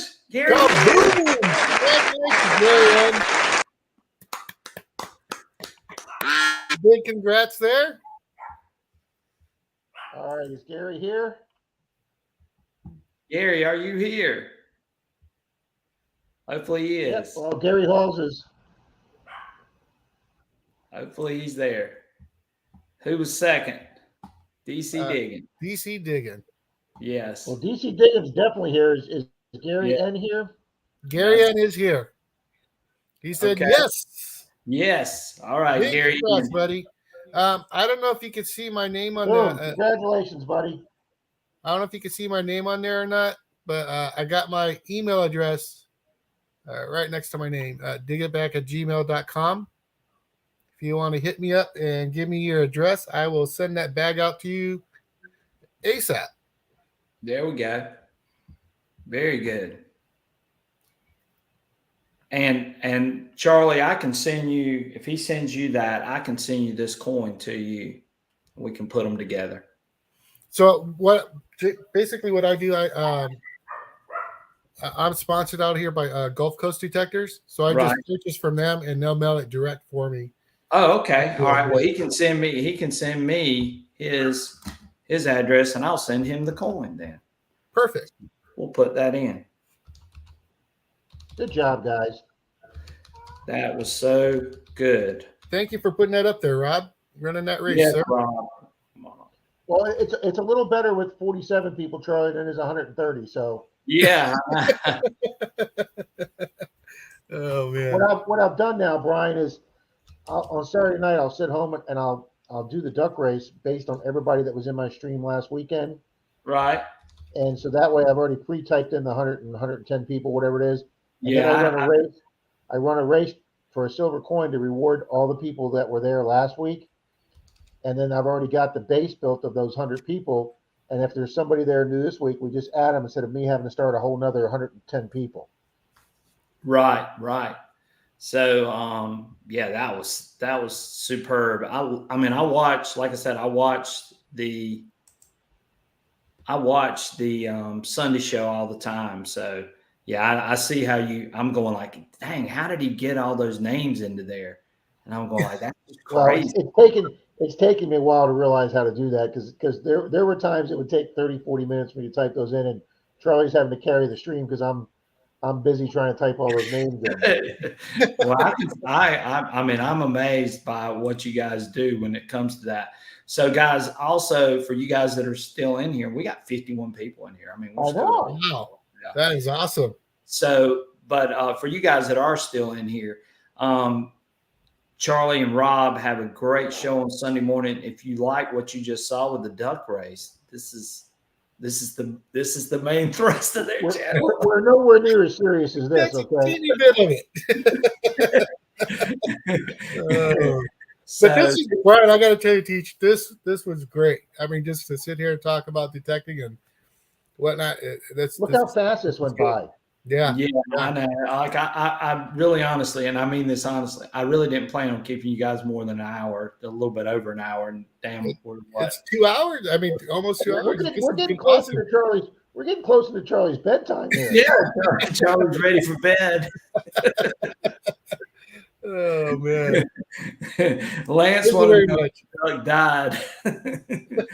Lance, let's see here. Let me see where Lance was. Lance was in 10th place. Yeah, see, so Lance, your duck wasn't that far out of it. Sharpshooter said my duck needs a better webbed feet, obviously. Greenway said he got a lame duck. We had a guy in our stream that finished in the bottom 5 for like a year until he finally won one. We had a buddy named Jim Steele, and that poor guy. And then finally he won one, and then he started winning on other channels, and now we don't feel sorry for him anymore. No, not at all. He wins all the time. It's just like, what's going on? Yeah, that's Surfside Dan. Yeah, let me put it in. Yeah, but go watch them in the morning, Surfside Dan. They're a lot of fun. Thank you, Chris. It's a great show, and like I said, that's why I wanted to have these guys on. I just knew that we would mesh very, very well. Oh yeah, it's been great. Right along with me. Been a great time. Oh yeah. So, and I know we talked a lot of serious stuff, and we laughed and giggled and had a good time too. And that's what it's all about, guys. Yeah. Well, and you know, for a lot of us that haven't had a chance to swing the DS2 or the WS6, right? There was a lot of information learned tonight. You know what I mean? Right. Yeah. And you obviously guys, your chat really knows a lot about that machine. You're very knowledgeable about that machine and what it can do. So it's pretty interesting. And there are so many people on here that are so knowledgeable in what we do here. And I mean, I've got an unbelievable audience, and it makes my job so much easier when I do host a live stream, because everyone can come in and contribute, and we're all sharing information.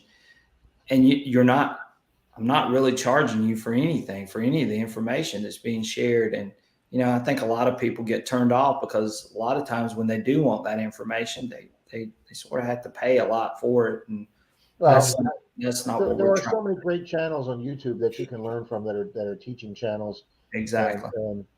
And like I say, I made that one comment earlier, but don't ever pay somebody to teach you how to metal detect, folks. Right. Exactly. Yeah. There are so many people out here like you guys, and like a lot of the people that are on this show tonight. I mean, that have great channels and are willing to contribute information. And hey, it is okay to drop them a little bit of money and say, hey, I appreciate what you're doing and you sharing that. Oh, absolutely nothing wrong with that. Absolutely nothing wrong with that at all. Yeah, support the channels that are putting out this great content. Brian, that's the first. Like I say, I wasn't familiar with this channel. I started reviewing his channel yesterday and today, watching some videos, and that's the first thing that came to mind. Man, this guy's a really great teacher. And I noticed so many people nicknamed you the Teach. They kept calling you, hey, Teach, I'm here tonight. Right. That's awesome. That's just awesome. Yeah. Well, they were calling me the Teach because I'm a history teacher, and they knew that because my buddy Calabash, that's what he had, the history teacher. Yeah. Both classes on American history. So I mean, I love history. Relic hunting is my thing, but again, I love beach hunting. I love the machines. I love the tech. I love helping people out, explaining things, how to use these things. I mean, it just makes for a really, really good time. So, guys, it's been we have fun on Sundays. We just have fun. And it's Brian, probably a lot of your viewers don't realize, and I think a lot of ours don't. Charlie and I live 8.5 hours away from each other. Mm-hmm. People don't realize Florida's that big, but I only get to see Charlie about 3 times a year. I got to see him this last weekend at Florida Hunt 9, and that's a real treat for us. And we don't discuss anything on Saturday nights. We wake up Sunday, and it's just winging it city. We don't have a set schedule. Hey, but those are sometimes the best shows. Some of the times I've tried to choreograph some of these things. Sometimes it's just going out there and just being yourself and just enjoying it and sharing and having a good time with each other. That's when it's the best. Thank you, Otis. Thank you. Tonight's show was, I mean, to me, that was one of those times. You know what I mean? It was a great show tonight. I really, really enjoyed this. Right. Well, I'm glad you came on. I hope you guys will come back on with me again sometime in the near future. And like I said, I've got multiple guests coming on over the next few weeks. You guys are some of my favorites. I mean, I'll be honest with you. Thanks, And brother. yeah, and I wanted to share what I was seeing with my audience, because I knew that there were some people on there that didn't Fred, know. yeah, we're gonna have a stream, and today's Friday, right? Yeah, day after tomorrow, Sunday morning. Yes, Yeah. I have been reminded to make sure I run a Mother's Day, Happy Mother's Day scroll across the bottom. But yes, we even did a short modified one on Christmas morning. Right. Yeah, you guys. And I'm not here to take away from anybody's family time, or whatever. But we have a lot of older single males, and they said, "Hey guys, you're our only social interaction on Sunday morning." So, we weren't there to cut into anybody's Christmas morning, but if you could join us, great. If not, you had your family. If not, hey, come on, have a little bit of fun time with us on Christmas morning if you're by yourself. So yeah, it's a great time. I just enjoy I enjoy the commentary. It's just a lot of fun, guys. I mean, absolutely. Yeah. I mean, we came on here, we shared a ton of information. I think, honestly, I'm going to say, this is the first time I think I've heard you guys. I mean, I know y'all have talked about some of these things, but I mean, I got to hear another side of you that sometimes I don't hear on your show. And I think a lot of people loved hearing that side of it, because they got to see more of an introspect, than y'all just, I mean, I know y'all are so busy running the show that sometimes you get overwhelmed. I go back and watch it because I miss so many people's great comments that I try and remember for the next week. I mean, Otis always, he's always like right there with some stuff. Diggin SoCal just came in. We have so many people that leave. Doctor Who leaves such great, funny comments, and I'll go back and view them, and then I'll call Charlie up and say, "Hey, I missed this one. Make sure to remind me to, and you interacted with your audience a lot tonight, and I really appreciated that. I was on a stream with 3 guys from England, and all those 3 guys did like the panel just like we are. Those 3 guys spent an hour and a half talking to each other. They didn't recognize or acknowledge anybody in that stream. I said hi to some of the people. Some of them said hi to me, but the 3 hosts never recognized. If you're going to do that, just do a podcast that's not live. If you're not going to interact with your guests, right. And you know what I love, and I know you guys do too. I thrive on that interaction with other people. Absolutely. And I think our audiences thrive on that too, because thank you, Lance. Yeah, they realize that, hey, these guys are acknowledging me. They're giving me my voice and what I want to say about these detectors or detecting or whatever it may be. And people appreciate that. And that's I've learned a lot more than a day is two than I've ever learned here tonight. That's right. Your chat. I know I overwhelmed you guys, probably because I can talk that machine all day long because it's just a good machine. I mean, I just love it. So your chat had a lot of great comments, a lot of great info actually about the Deus. Absolutely. I was listening to what you guys are saying, but I'm reading the chat at the same time, and they're hitting on marks that you guys were discussing or Teach was discussing there, and that's really, really neat, really cool. The following that the Deus 2 has, it's the community in itself is. I would have probably never considered a Deus 2. But I learned a lot more about it tonight. Right. Well, look, and I mean this honestly. I'm available, and I'm available to anybody on here, but I'm available to you guys at any time if you got a question about any of that stuff. If it's for one of your viewers or if it's for yourself, I'm always. I mean, when I started detecting, I was such a newbie. I knew no detector names. I do know at the time the first YouTube video I watched was the Hoover Boys, and I just caught them because I found out later that they're from Baltimore like I am, and their accents got me. I'm like, man, they sound like they're from Maryland, from Baltimore, like my accent. And then when their logo came up with the state of Maryland flag on it, and then they were all using AT Pros. Right. But they were on land. And if I'd have known that an AT Pro at $799 was the same price as my 705 Mine Lab, right. I would have probably bought the AT Pro because water. But I'd never metal tech before, so I didn't even know there was such a thing as underwater. But the first time I took my Xterra underwater in a lake to do, not the control pod, just the coil, and you pull that first coin out of water, man, I felt like Joe Treasure Hunter. I was like, yeah, this is that's the coolest thing in the world, finding treasure underwater. But so I told myself my second machine will be an underwater machine, and then like 6-8 months later, they came out with the Equinox. But if I'd have known that the AT Pro, I might be sitting here talking up AT Pro here tonight. But it just so happened that I saw Gary Drayton doing the Mind Lab, and that's where I went. So that's how I learned. But I think it's so cool that you can take a machine now in the water and find treasure underneath the water. I think it's just so cool. Right. Well, all right, guys. Well, I guess we're going to sign off of here. Guys, I hope you guys have a wonderful weekend. Charlie and Rob, I can't thank you enough for being on here tonight. This was an awesome show, and I think a lot of my viewers loved it. Hey, they're giving great feedback. Thank you, guys. Very, very kind comments. Thank you. Yeah, absolutely. Yeah. We've got. You guys come hang out with us and teach Sunday if you get a chance. Swing by. If y'all want me to come on, just shout at me. Let me know what time. I mean, I'm gonna be there regardless, but whenever you want me to chime in, I'll be glad to. You pop in, we'll get you up there. All right. Yeah. That'll work. But we've it's been a great show. Any parting words you guys want to say before we sign off here? I just want to thank everybody that came here tonight and hung out with us. It's Friday night. You guys are here with us, and that's pretty cool. And Brian, again, you and your side of the chat and your community. Yeah, great. I mean, the whole community top notch, but all the information being given up at the JS2 is something else.